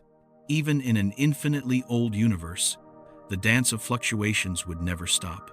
They are the heartbeat of the quantum world, not a heartbeat in time, a heartbeat that creates time. And if the heartbeat never stops, it never starts. It is simply present, eternal not in duration, but in function. You can think of the universe as foam riding atop an ocean. The foam does not know the depth. It knows only the waves. It sees peaks and troughs and believes them to be beginnings and endings. But the ocean underneath is indifferent. It rolls, it rises, it dissolves and reforms. Its motion is not the foam's story. The foam is the ocean's expression. Our universe may be foam on the surface of a quantum ocean. This explains why the Big Bang looks both sudden and structured. It wasn't the first crest of the wave. It was simply where the wave broke high enough for time to appear as a coherent surface. Before the crest, beneath the crest, the ocean was already alive. This idea unsettles the mind that seeks narrative clarity, but soothes the deeper intuition, the one that senses the universe is an unfolding, not a creation, a transformation, not an emergence. When physicists attempt to calculate the total energy of the vacuum, they produce numbers so enormous they threaten to obliterate all intuition densities that dwarf anything we see in the actual cosmos. The discrepancy between theoretical vacuum energy and observed vacuum energy is one of the great embarrassments of modern physics. But perhaps the embarrassment is not in the numbers. It is in the assumption that the vacuum should resemble emptiness at all. If the vacuum is the canvas on which universes are painted, then expecting it to be blank is the true misconception. The vacuum is the raw material of everything, a constant flux of rise and fall. The universe is a ripple riding atop that flux. In such a picture, the concept of a beginning ceases to have explanatory power. It becomes a human convenience, a coordinate-based artifact, a psychological comfort, a simplification of something too continuous to be captured in the language of start and stop. When you let go of beginnings, you begin to see something else, a universe that behaves like a musical phrase within a larger composition. We hear only our phrase. We do not hear the composition, but the structure of our phrase is shaped by what plays beyond the range of hearing. The fluctuations that shaped our cosmos could be harmonics of waves that resonated long before our tempo existed. Their frequencies may be born of a geometry that spans more than one cosmic era. Their amplitudes may be tuned by conditions that time does not remember but geometry does. The longer you sit with this, the more the idea of a beginning begins to feel small, not false small, like a frame placed around something unbounded. Even entropy plays differently in this extended view. In a universe with a beginning, entropy seems to rise unnaturally, inexplicably, from a low initial value. Why would the universe begin with such improbable order? But in a universe without a beginning, entropy's directionality does not require justification. The large-scale order we start with may simply be the leftover smoothness of the previous cosmic phase, not a miracle, a continuation. And continuation does not need explanation. It requires only persistence. Let that word unfold inside you for a moment. Persistence. The vacuum persists. The fluctuations persist. The geometry persists. Even when time cannot carry memory forward, structure can. The universe is not reinventing itself each cycle, each expansion, each emergence. It is inheriting itself. And from that inheritance arises a final, gentle shift in perspective, so soft you might miss it if you don't listen closely. Perhaps the cosmos is not asking, "How did I begin?" but, "What form am I wearing now?" The fluctuations beneath all universes do not care for beginnings. They care for expression, for shape, for the configuration that gives rise to what we call existence. And somewhere within that expression, subtle, continuous, ancient, a new question begins to gather itself, not as a direction, but as a pressure at the edge of intuition. If the vacuum never began, and geometry never forgets, then what sets the rhythm of cosmic transformation itself? The question does not resolve. It widens, and the widening carries the next curve of thought in its gentle undertow. There is a quiet betrayal hidden inside every equation that tries to describe the universe, a betrayal so subtle, so deeply woven into the fabric of mathematics that most of the time we don't notice it at all. But once you do, you begin to see beginnings everywhere, not because the world contains them, but because our language requires them. Mathematics likes clean edges. It likes symmetry. It likes values that tend toward zero. Zero is comforting. Zero behaves. Zero marks the place where something starts. But the universe is not built that way. There is nothing in physics that requires a true zero. No law demands a first moment.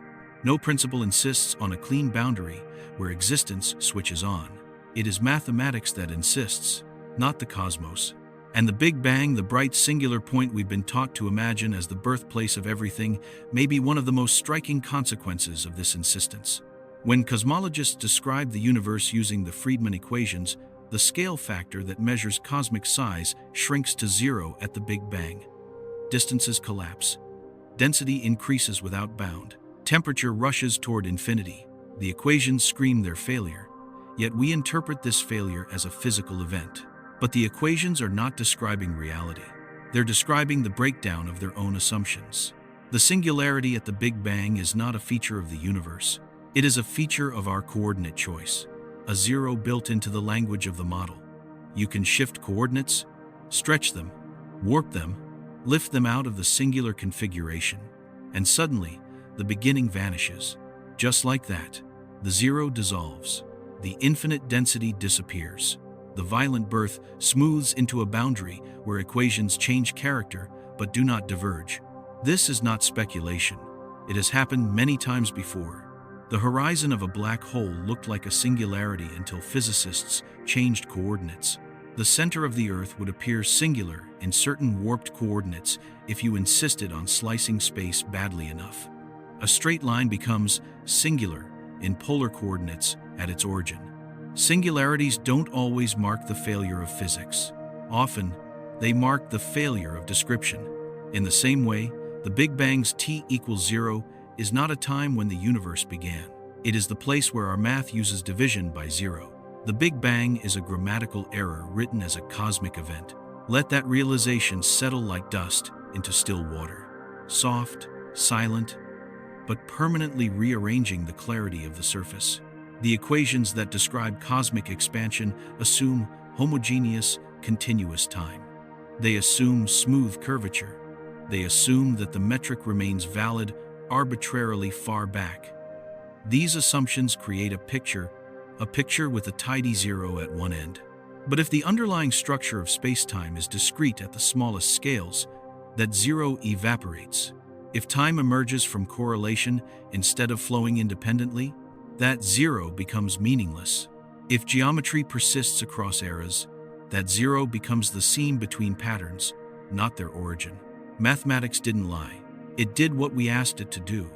We asked for a coordinate system that could describe a universe like ours, and it gave us one complete with a beginning where its coordinate grid folds onto itself. The beginning is not the universe's idea. It is ours. This becomes clear when you explore models where the beginning is mathematically removed. In loop quantum cosmology, the equations don't collapse into a singularity, they bounce. The scale factor never reaches zero. It rebounds from a minimal value, like a spring compressed but not destroyed. In this view, the universe before the bounce is not imaginary. It is simply inaccessible to classical coordinates. In conformal cyclic cosmology, the singularity becomes a smooth surface where one aeon slides into the next, a continuity in disguise. In emergent time theories, the beginning disappears entirely. Time is a phase, not a parameter. The deeper you follow these threads, the more fragile the concept of start becomes. Not because physics resists it, but because mathematics constructs it. Every numerical model has a fixed point. Every equation has roots. Every coordinate system has an origin. And in cosmology, origins too easily look like beginnings. When a field diverges, we imagine an explosion. When a value shrinks to zero, we imagine creation. When an equation loses meaning, we fill the void with myth. It is no wonder the Big Bang entered the cultural imagination. Math gave it a stage, physics gave it a glow, and the human mind gave it a story. But remove the coordinate lens, and the story softens. Imagine the cosmos not as a line tracing back to zero, but as a vast, unbroken sheet. A sheet that sometimes folds, sometimes ripples, sometimes stretches until the patterns on its surface look new, even though the sheet itself has never disappeared. A fold on that sheet will look, from the inside, like a place with an edge, a beginning, a boundary, a point where everything seems to converge. But a fold is not a start. It is a change of slope. The universe does not need a start any more than a wave needs a birthplace. The wave is motion. The motion is pattern. The pattern is the expression of a deeper medium. And where there is medium, there is persistence. Not beginning, persistence. Even the most sophisticated cosmological simulations show something subtle when pushed to extremes. The equations become unstable, not because the universe ends, but because they are being asked to describe a regime for which they were never designed. The beloved Big Bang graph scale factor, rising from zero, hides this instability perfectly. But the instability is not cosmological. It is conceptual. A smooth transition in the real universe appears as a break only in the simplified version. What if the earliest conditions we see, high temperature, high density, near perfect smoothness, are not evidence of creation, but evidence of a mathematical transformation? Like a function switching branches, like a coordinate grid changing symmetry, like a system moving through a point where its description must be rewritten. In that sense, the Big Bang is not a physical event. It is a coordinate transition, a rewriting of geometry, a moment when the universe changed how it wants to be measured.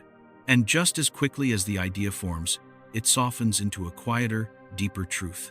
Beginnings belong to the models, not to the universe. The universe may never have needed one. If zero is an artifact, if singularity is a mirage, if the origin is a coordinate bias, then everything we call a beginning is simply the place where our mathematics paints itself into a corner, and everything we call history is the area where the paint dries smoothly. The cosmos doesn't need edges. We impose them. And somewhere behind this realization, like a dim glow rising in a field of dark, another question starts to form. So softly, it feels less like a question than a shift in atmosphere. If the beginning is an illusion created by the coordinates we choose, then what does the universe look like when described in coordinates that do not insist on beginning at all? The thought doesn't end. It widens, making room for the next ripple of understanding, where the universe's apparent fine-tuning begins to reveal a deeper, more ancient pattern, one that does not start, only unfolds. If you listen closely enough to the universe, not with your ears, but with whatever sense it is that recognizes pattern before it recognizes meaning, you begin to notice something strange hiding beneath the surface of everything we call physics. The universe behaves as though it remembers how to be a universe, not through events, not through cause, but through constraint, a delicate discipline woven through its laws, as if the cosmos arrived already knowing what ratios it must obey, what constants it must balance, what symmetries it must choose to preserve. This is the fine-tuning problem, the uncanny precision of physical constants, the improbable smoothness of initial conditions, the near-perfect balance between explosive expansion and gravitational collapse. A balance so delicate that a fraction more or less would have yielded a universe unable to host structure, let alone consciousness.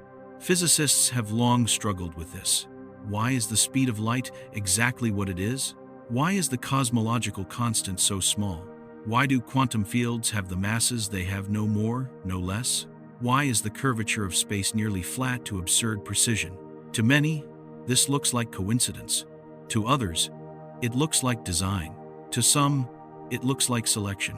But there is a quieter explanation, one that drifts into view only when you let go of the assumption that the universe began from nothing. Fine-tuning is what continuity looks like when mistaken for creation. Let that rest gently, not as an answer, as a direction. Every universe that arises from a prior structure inherits constraints from that structure. Those constraints need not be explicit. They can be geometric, statistical, entanglement-based, or dynamical. They are not chosen, they persist. Just as a river beginning a new path inherits the contours of the land beneath it, a new cosmic phase inherits the geometry of whatever preceded it. In a universe without a beginning, fine-tuning ceases to be miraculous. It becomes the residue of history, even if that history cannot be read in time. Imagine a vast web where each node is a degree of freedom, a force, a field, a constant. The web stretches across eras, across eons, across cosmic phases. It doesn't care for beginnings, it cares for stability. Only those configurations that can persist across transformations survive to shape the next era. This selection is not anthropic, it is structural. Just as crystals form only in arrangements that satisfy the constraints of their lattice, universes may form only in arrangements that satisfy the constraints of deep geometry. And we, and our atoms, and our galaxies, and our cosmic web, are part of a structure that has survived countless reshufflings. Fine-tuning does not require intention, it requires persistence. But because we interpret our universe as having begun in a moment of explosive simplicity, the precision of its constants feels improbable. The improbability evaporates when the beginning evaporates. Consider the cosmic microwave background. Its temperature is uniform to 1 part in 100,000, an astonishing level of smoothness for a universe supposedly born from chaos. But the smoothness makes sense if the universe did not begin in chaos, but emerged from a process that smooths geometry before time becomes readable. Cyclic cosmologies achieve this. Emergent time theories achieve this. Conformal models achieve this. Quantum gravity approaches achieve this. Every model that removes the absolute beginning gains something else, an explanation for why the universe arrives already prepared. Preparedness replaces miracle. Inheritance replaces coincidence. The cosmological constant, so tiny it seems accidental, takes on a different flavor when viewed as the inherited boundary condition of an expanding geometry. Vacuum energy need not be tuned. It need only reflect the asymptotic behavior of prior phases. The mass ratios of particles so precise they appear engineered may arise from the entanglement structure of fields that predate spacetime. If mass is an emergent property, then the values we observe are the equilibrium points of a deeper system, not arbitrary numbers written into the universe at birth. Even the strength of gravity, a force far weaker than the others, may result from the dimensionality of the underlying manifold. Gravity disperses through whatever geometry supports it. If that geometry is older than time, then gravity's weakness is simply a relic of that geometry's extent. Fine-tuning is not a puzzle when laws do not reset. It is only a puzzle if you demand a beginning. And this brings us to something even stranger. The constants of nature appear constant only because we observe them within one phase of a much larger evolutionary arc. There are models in which the constants change between cycles, not randomly, not wildly, but gently, drifting toward attractors' stable configurations that remain consistent across cosmic transitions. Imagine numbers settling into their preferred forms, like patterns on a drumhead vibrating into resonance. The universe does not choose these numbers, it relaxes into them. And because we live in a moment where the relaxation has mostly completed, we see values that appear frozen in place. But they may only be stable because they have been refined by cycles of geometry deeper than our era can perceive. Let your thoughts soften here. Let the idea breathe inside you. If the universe inherits its parameters rather than invents them, then the question, why these numbers, becomes less urgent. The universe behaves like a memory system, smoothing itself into coherence. Each eon ironing out irregularities, each transition discarding unstable configurations, each emergence carrying forward only what can endure beyond a singular description of time.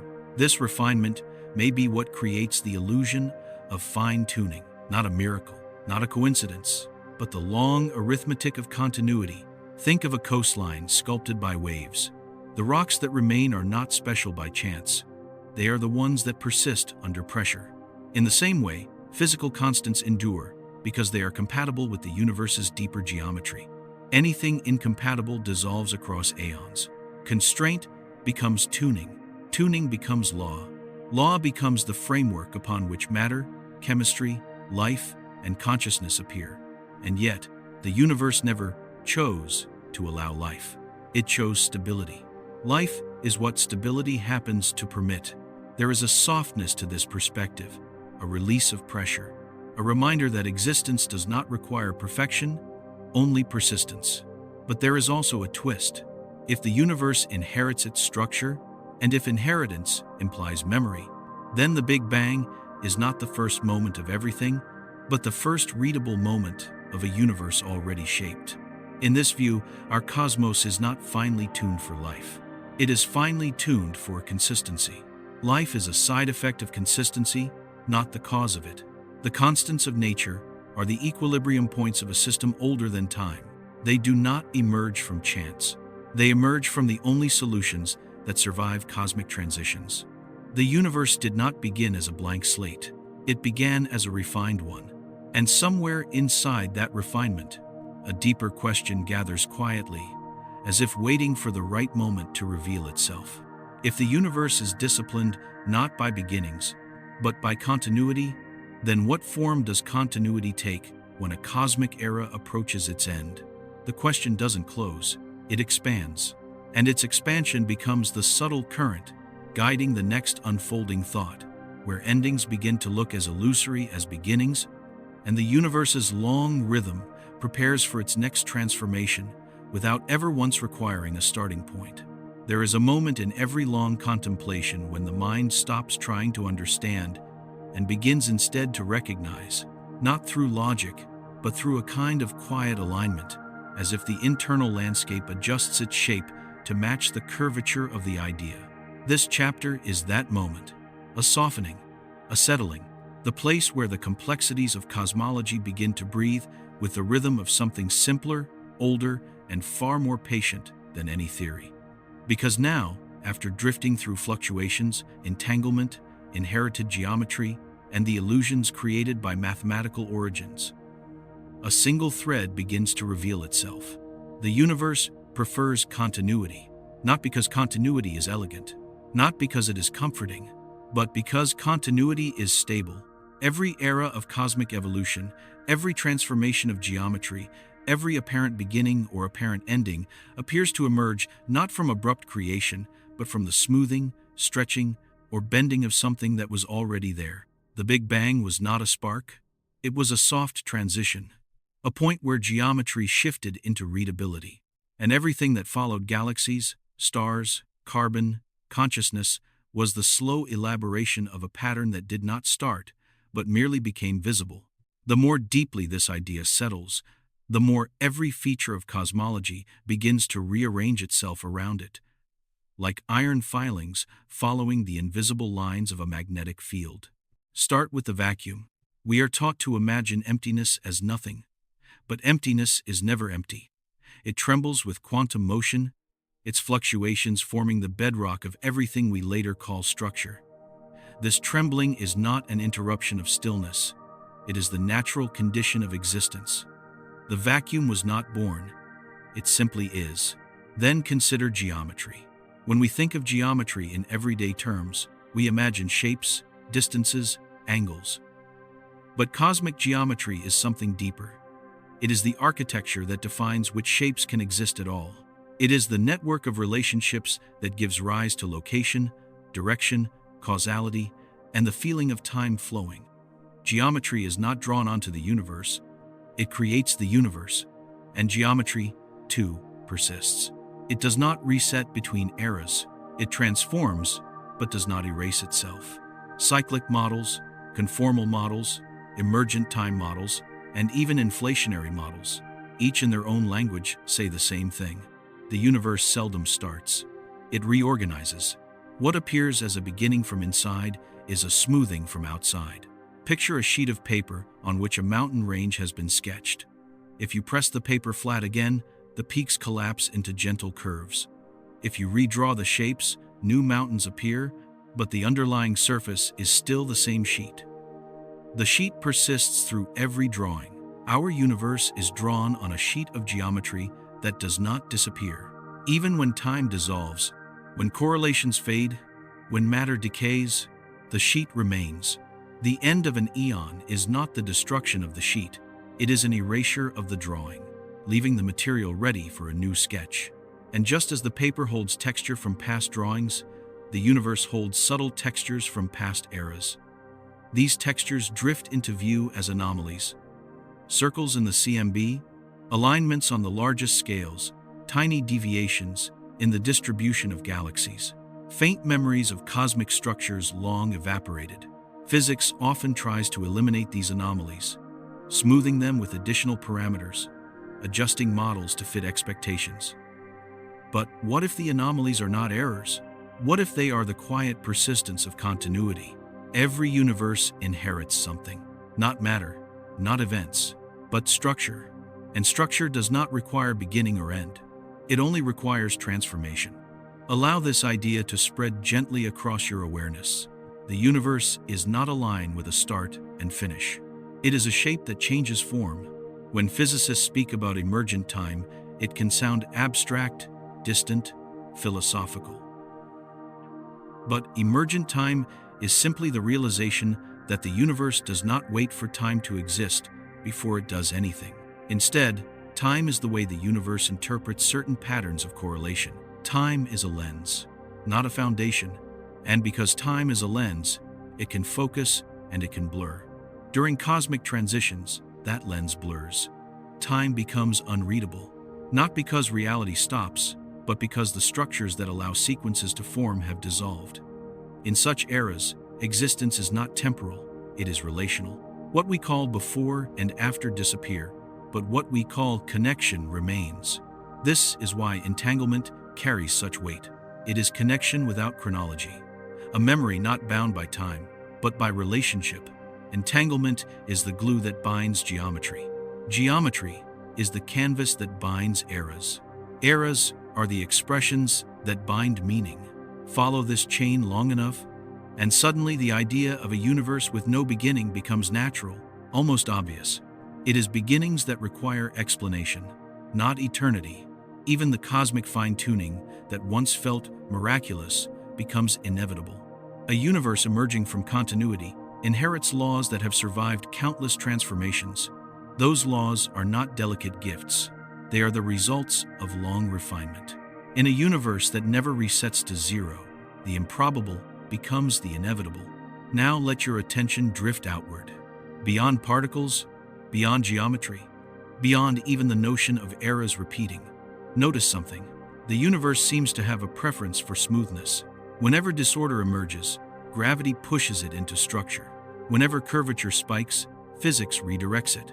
Whenever complexity blossoms, it eventually dissolves into simplicity. Then it blooms again.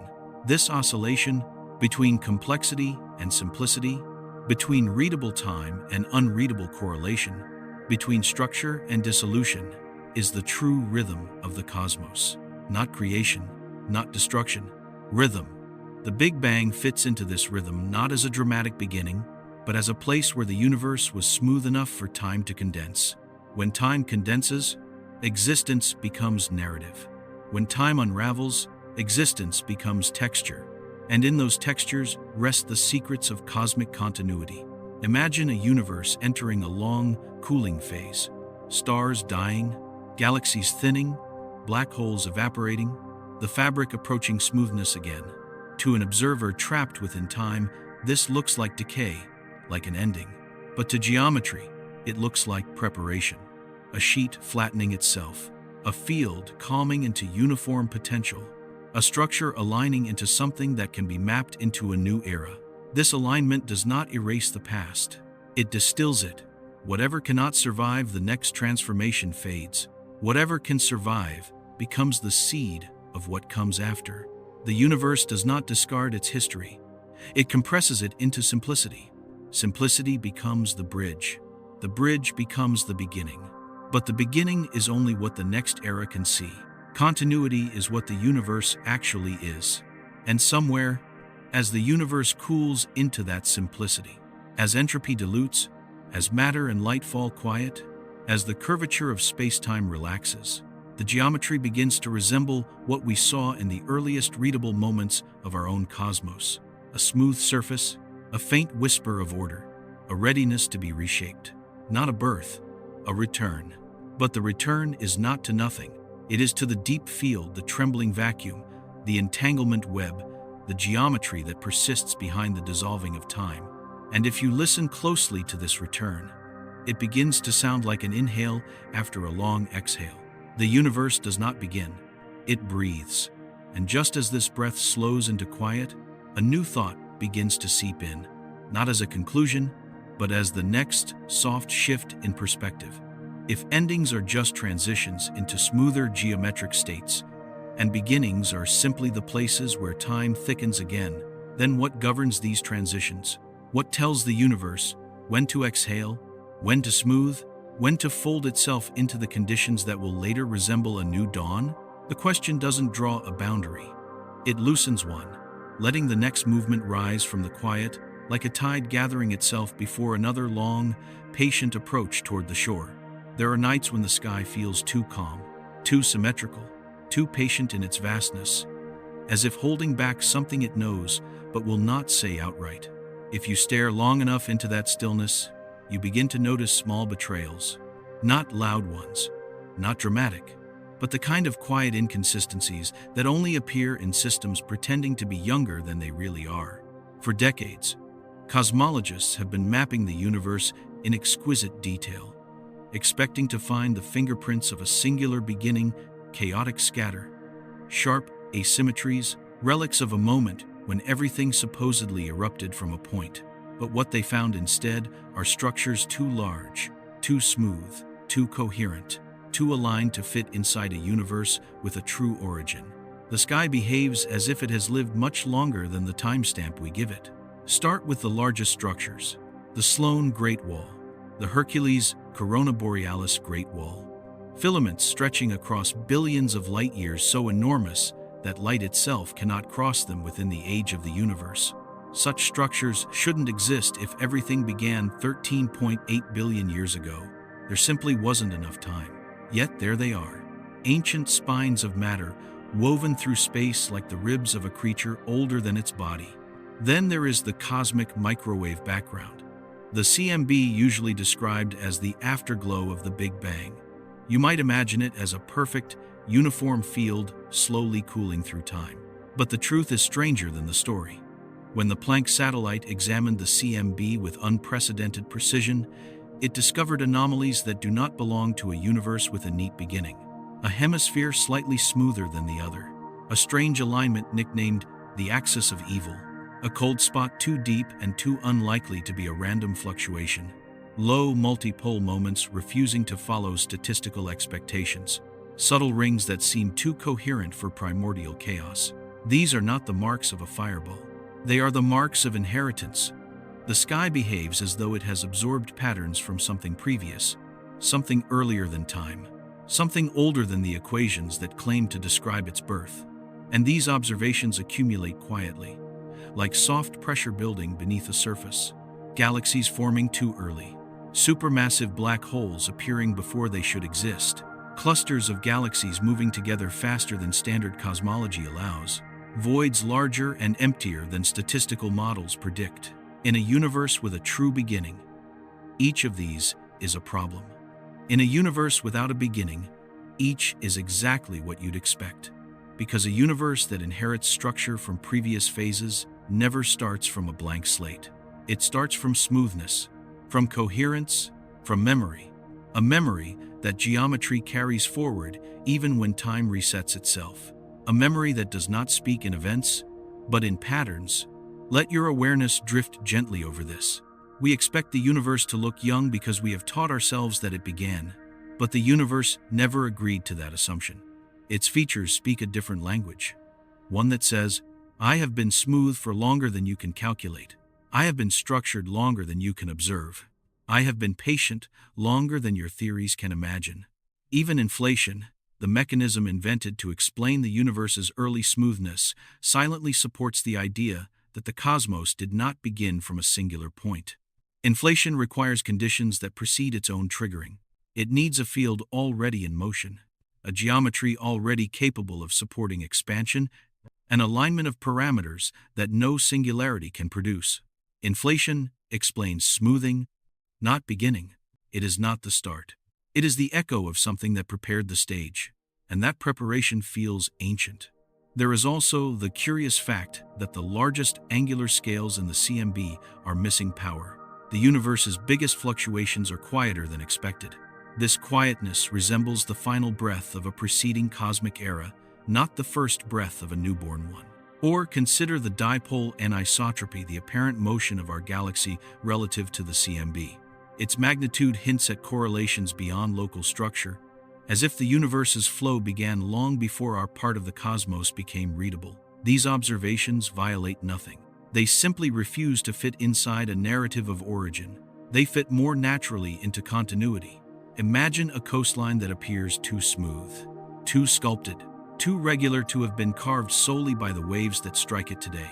The explanation is simple. The coastline was shaped by older waves, older tides, older cycles. The universe may be the same. Its large-scale smoothness is not the product of a brief, miraculous moment at the beginning. It is the natural result of ages of smoothing before the era we can observe. Its fine-tuning is not improbable. It is refined across cycles. Its early structures are not premature. They are remnants of inherited geometry. Its anomalies are not errors. They are signatures of survival. But perhaps the most haunting clue comes from something subtle: the absence of chaos. A universe born explosively should carry jagged scars. But the universe we observe is gentle, not perfectly smooth, but smooth enough to feel sculpted. Patterns flow across billions of light years, as if brushed into place by slow, ancient forces. When cosmologists attempt to explain these patterns with only 13.8 billion years at their disposal, contradictions appear. When they allow for continuity, even just the possibility of pretemporal structure, the contradictions dissolve. Suddenly, the universe's maturity makes sense. Suddenly, its coherence no longer feels miraculous. Suddenly, the sky stops looking young. Because it isn't. And there is a deeper twist, one that reaches beyond observation and touches the foundation of cosmological theory. If the universe truly had a beginning, randomness should dominate the earliest scales of structure. But randomness is nowhere to be found. Even the smallest variations in the CMB are correlated. Not perfectly, but enough to signal that something sculpted them. Not a creator, not a designer, not a cosmic hand. A process, a pattern, a continuity. The same continuity that smooths geometry at the end of an aeon. The same continuity that shapes the vacuum before time condenses. The same continuity that allows fluctuations to serve as seeds for structure. Continuity is the quiet truth behind every anomaly. It is the whisper behind every imbalance. It is the geometry behind every cosmic ripple. And once you begin to see the universe through this lens, the concept of beginning dissolves gently, not in shock, not in contradiction, but in clarity. You start to notice that every cosmic puzzle evaporates when the boundary of time is allowed to be a phase transition rather than a creation. The universe does not misbehave. Our interpretation of beginning does. The sky is not telling the story we expect. It is telling the story that exists beneath expectation. And as you drift through the implications of this, you might feel something spacious, open inside the mind.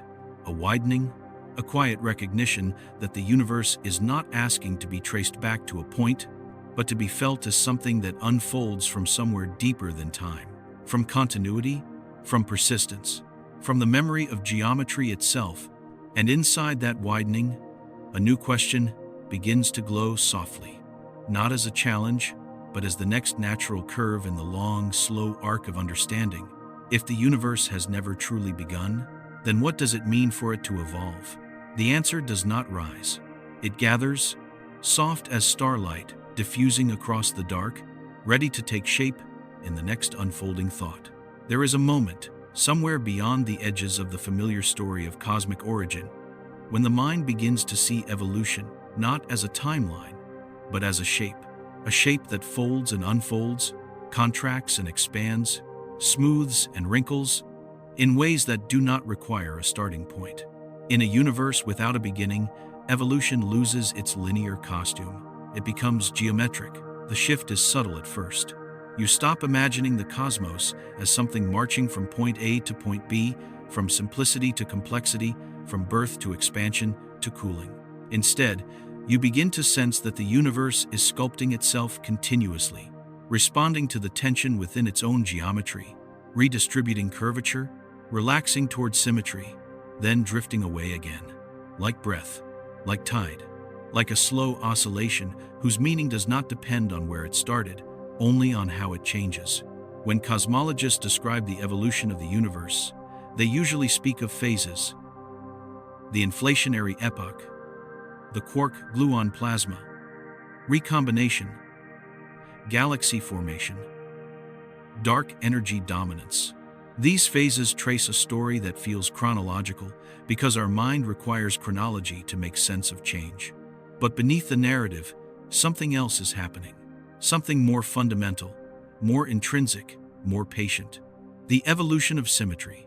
Symmetry is the true engine of the cosmos. Not time, not expansion, not matter or radiation. Symmetry. The earliest readable universe, a universe smoothed to 1 part in 100,000, was highly symmetric. As it cooled, symmetries broke. Forces separated, particles gained mass, structure appeared, gradients formed. But symmetry breaking is not creation.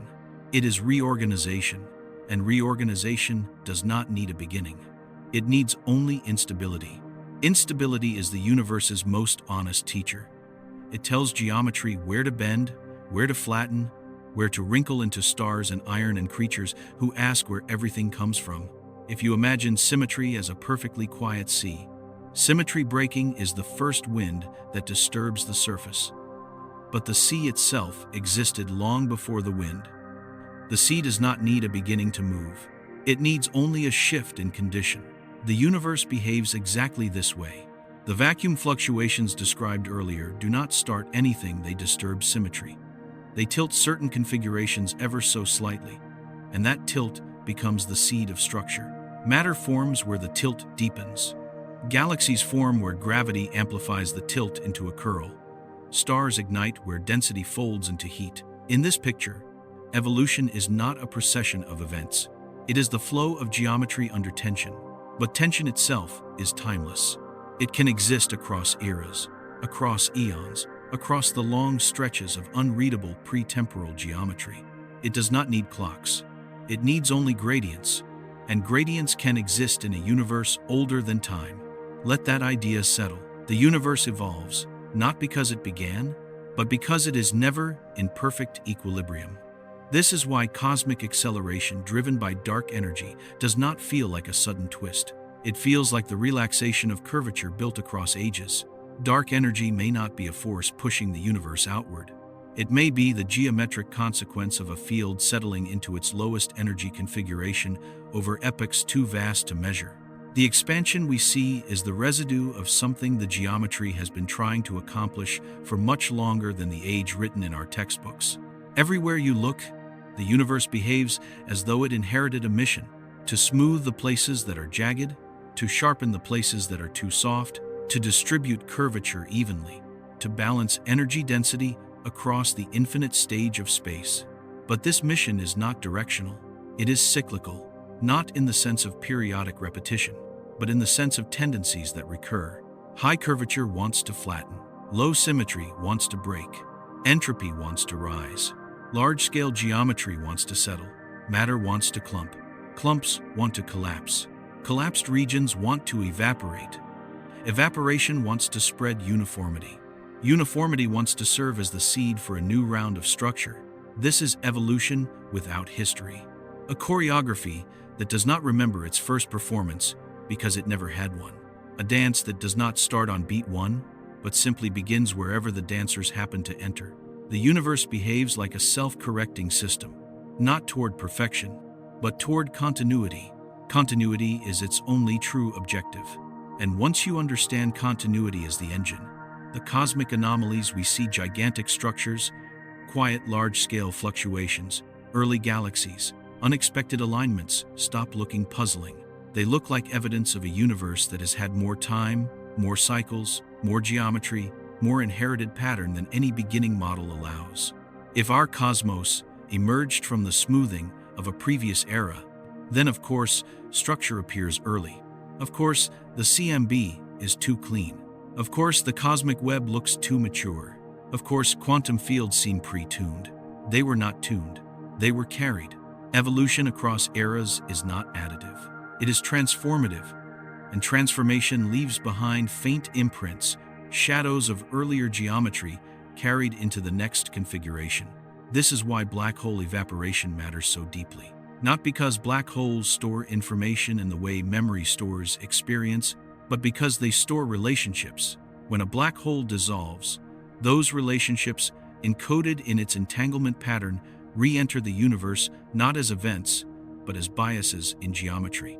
These biases seed the next era with asymmetries that do not arise randomly. Evolution becomes inheritance. Inheritance becomes structure. Structure becomes the illusion of fine-tuning. Even the arrow of time, so fundamental to our intuition, may be nothing more than the direction in which entanglement becomes more complex. Time's arrow is not a timeline. It is a direction of increasing correlation. Correlation itself does not need a beginning. It expands because probability favors expansion. It smooths because geometry favors smoothness. It deepens because information favors connection. In such a universe, evolution is not motion through time. It is the steady intensification of relationship. Now imagine, gently, the end of this intensification. Picture a future where galaxies have drifted beyond each other's horizons, where stars have burned through their fuel, where black holes have evaporated into faint quantum noise. A future where time, as we understand it, becomes thin. Not because the universe has died, but because the correlations that sustain time's direction have weakened. Space becomes smoother, curvature flattens, structure dissolves. The universe becomes, once again, nearly featureless. But featureless does not mean empty. A smooth universe is maximally prepared, not for ending, but for transition. Because smoothness is the state most easily transformed by small fluctuations. It is the state that allows structure to bloom again with minimal resistance. It is the state that allows geometry to reset without erasing itself. Smoothness is not death, it is readiness. And in that readiness, the universe enters the phase we mistake for an ending, the fade-out of complexity. But the fade is not a silence. It is the gathering of breath. Some models call this a thermal equilibrium. Some call it de Sitter vacuum. Some call it the conformal boundary of an aeon. Some call it the asymptotic future of spacetime. But beneath the terms, they all describe the same thing: a geometry returning to the state that can give rise to a new, readable era. Not born, reconfigured. Evolution without beginning becomes evolution without ending. A perpetual reshaping of correlations into whatever form can persist. And here, as the universe cools into clarity, you may notice something subtle. The end looks remarkably like the beginning. Not identical, not symmetric, but similar in smoothness, in readiness, in the way the field quiets itself enough to be shaped again. A universe that began without a start now approaches a transition without an end. But the transition is not a boundary. It is a continuation through the only medium that has ever mattered: geometry. Geometry persists across the fade, carries the subtle textures of previous eras, rescales itself, and becomes the backdrop for a new phase. One that will contain observers who will look at the sky and believe they are witnessing the first moment of everything.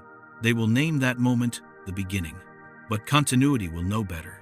And as the thought settles slow, dim, expansive, another question begins to gather its shape, not with urgency, but with the steady pulse of something inevitable.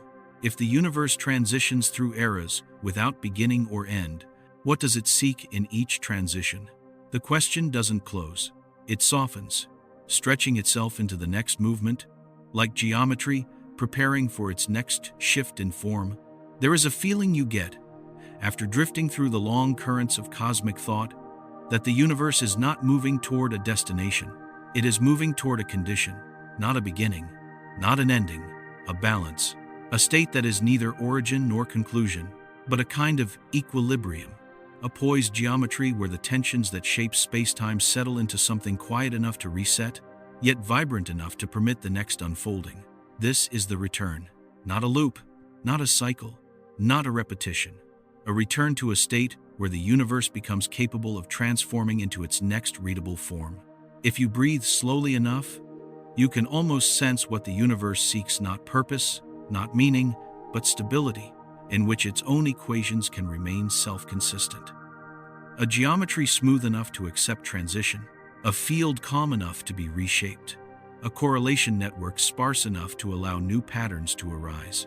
The return is where the universe becomes light again, not in brightness, but in burden.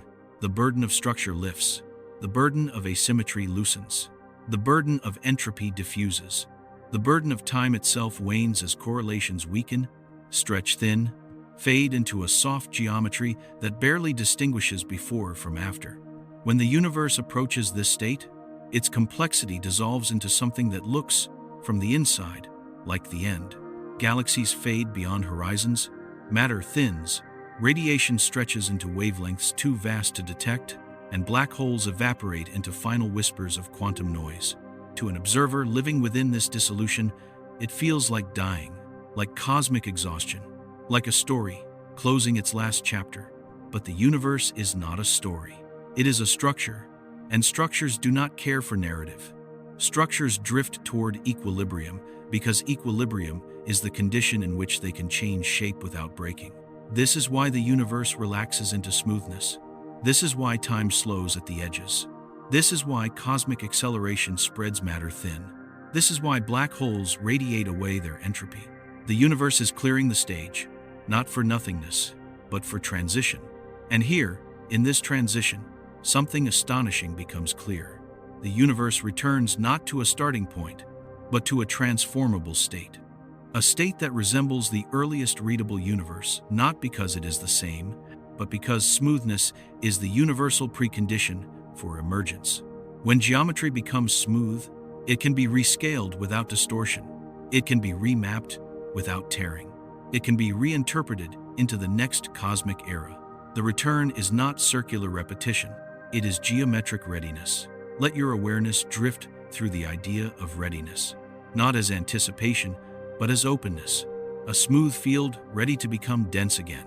A thin geometry ready to be thickened by new correlations. A quiet vacuum ready to magnify its own fluctuations into galaxies and stars and creatures who once again ask when all of this began. They will not realize that they are living in the wake of a return, that their beginning is simply the first readable moment of a geometry reborn through transformation. This is the heart of the return, continuity disguised as origin. You can think of it like a melody passing through silence. The silence does not begin the song. It prepares the ear for the next phrase.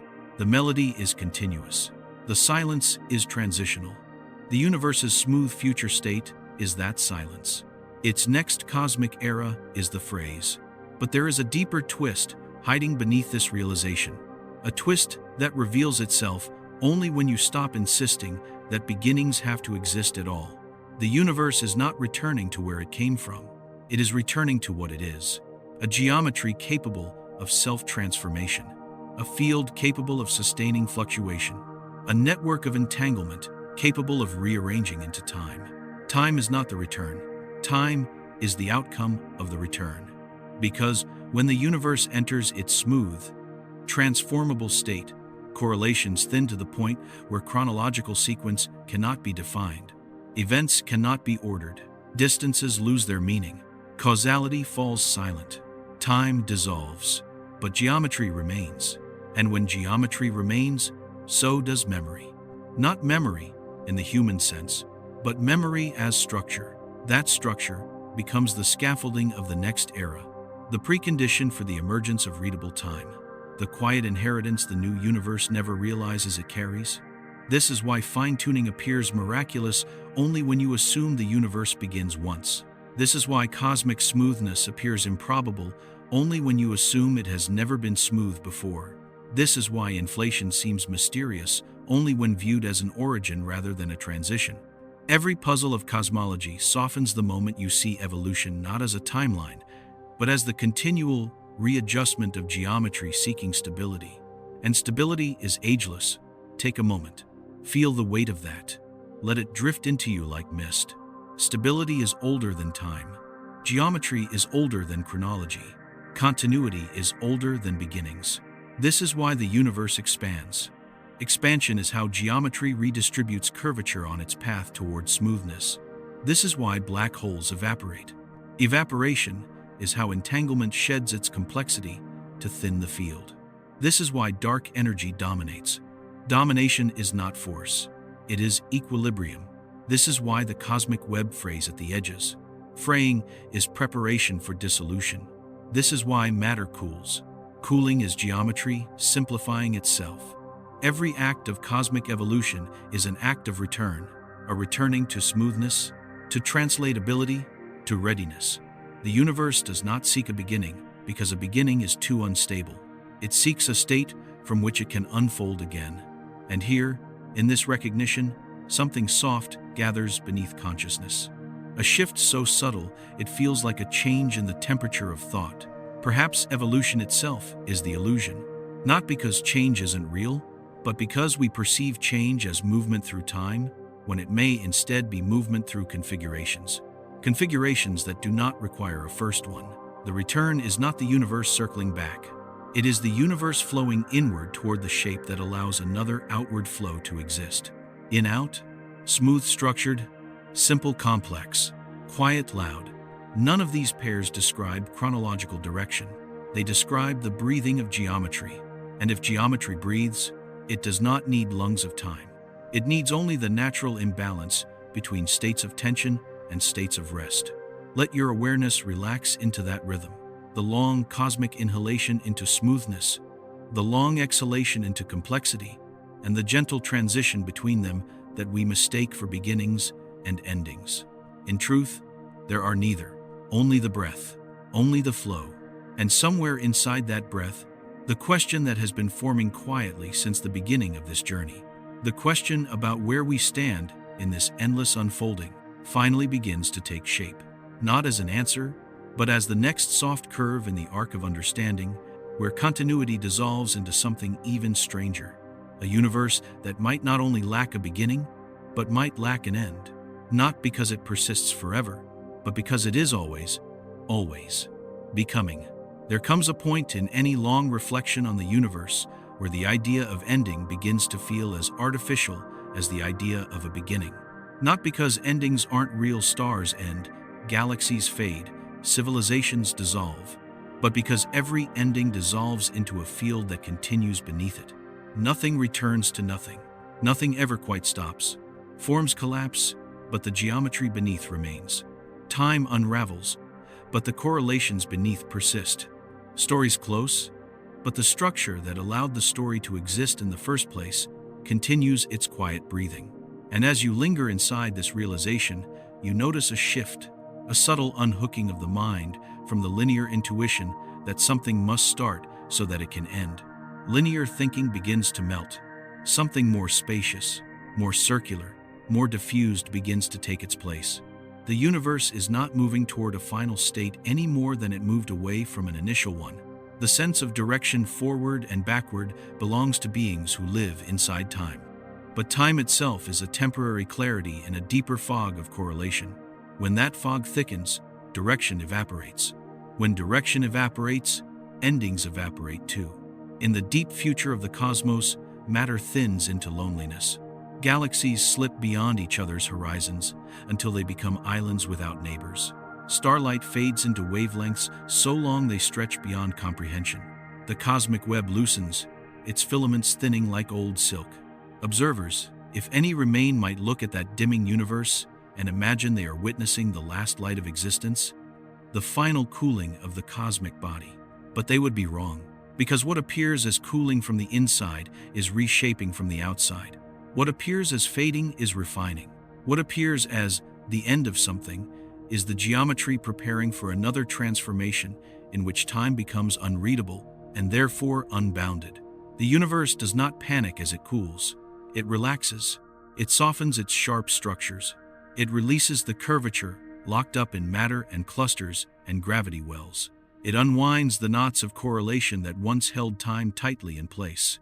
You can imagine the universe smoothing its own fabric with a patience no living thing could comprehend. A smoothing that takes trillions of years. A smoothing that is not a march toward death, but a return toward the condition that allows something new to form.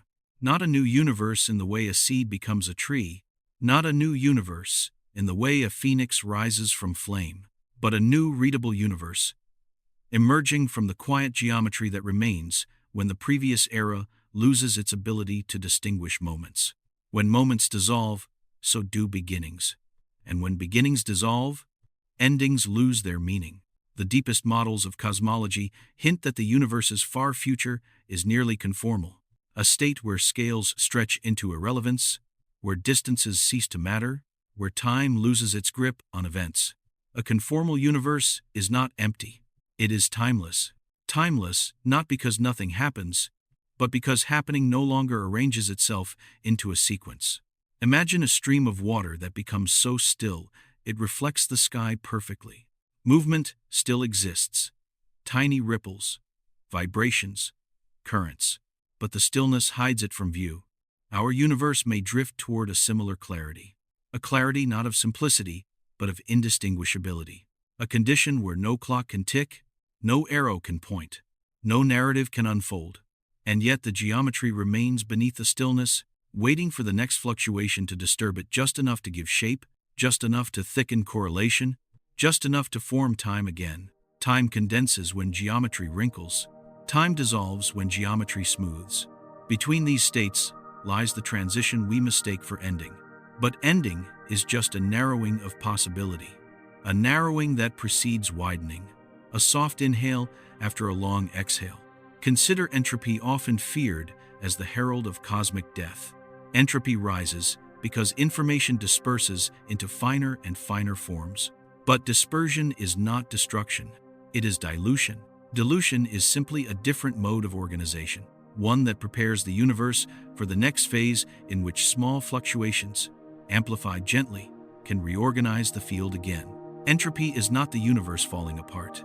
Entropy is the universe resetting its background. Every end we imagine, heat death, vacuum decay, slow fade, looks final only from inside time. From outside time, these are just regimes of geometry, regimes that allow the cosmic pattern to reshape itself without contradiction. Even in models where the universe expands forever, forever is not an ending. Forever is a direction, one that only makes sense while time exists. When time dissolves, so does forever. And in the thinning of time, the universe does not vanish. It becomes unreadable, unsequenced, unmeasured, but not undone. It waits, not as an object, not as energy, not as structure, but as possibility. Possibility that has no timestamp, no orientation, no before, no after.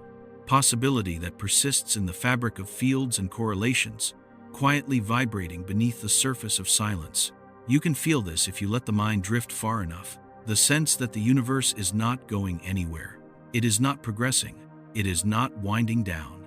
It is not aiming for an ultimate state.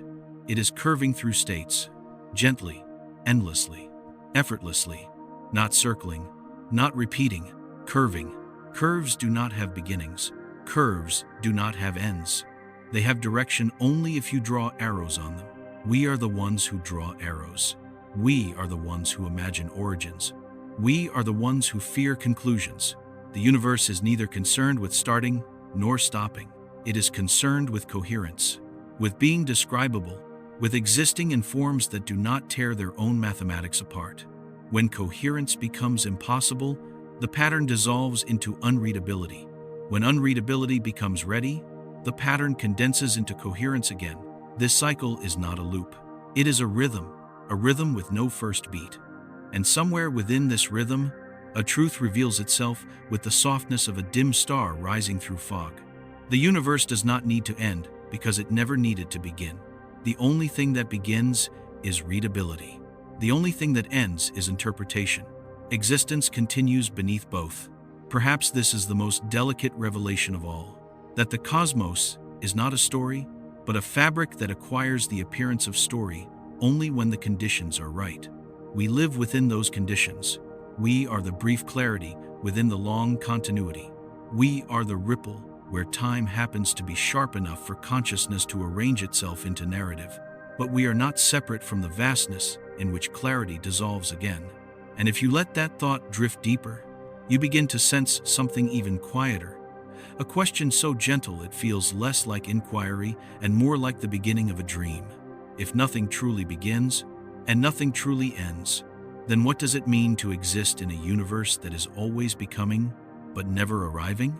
The question opens, soft, unbounded, like a horizon with no direction, a horizon where thought itself exhales and waits for the next subtle movement of the cosmic field to give shape to whatever comes after.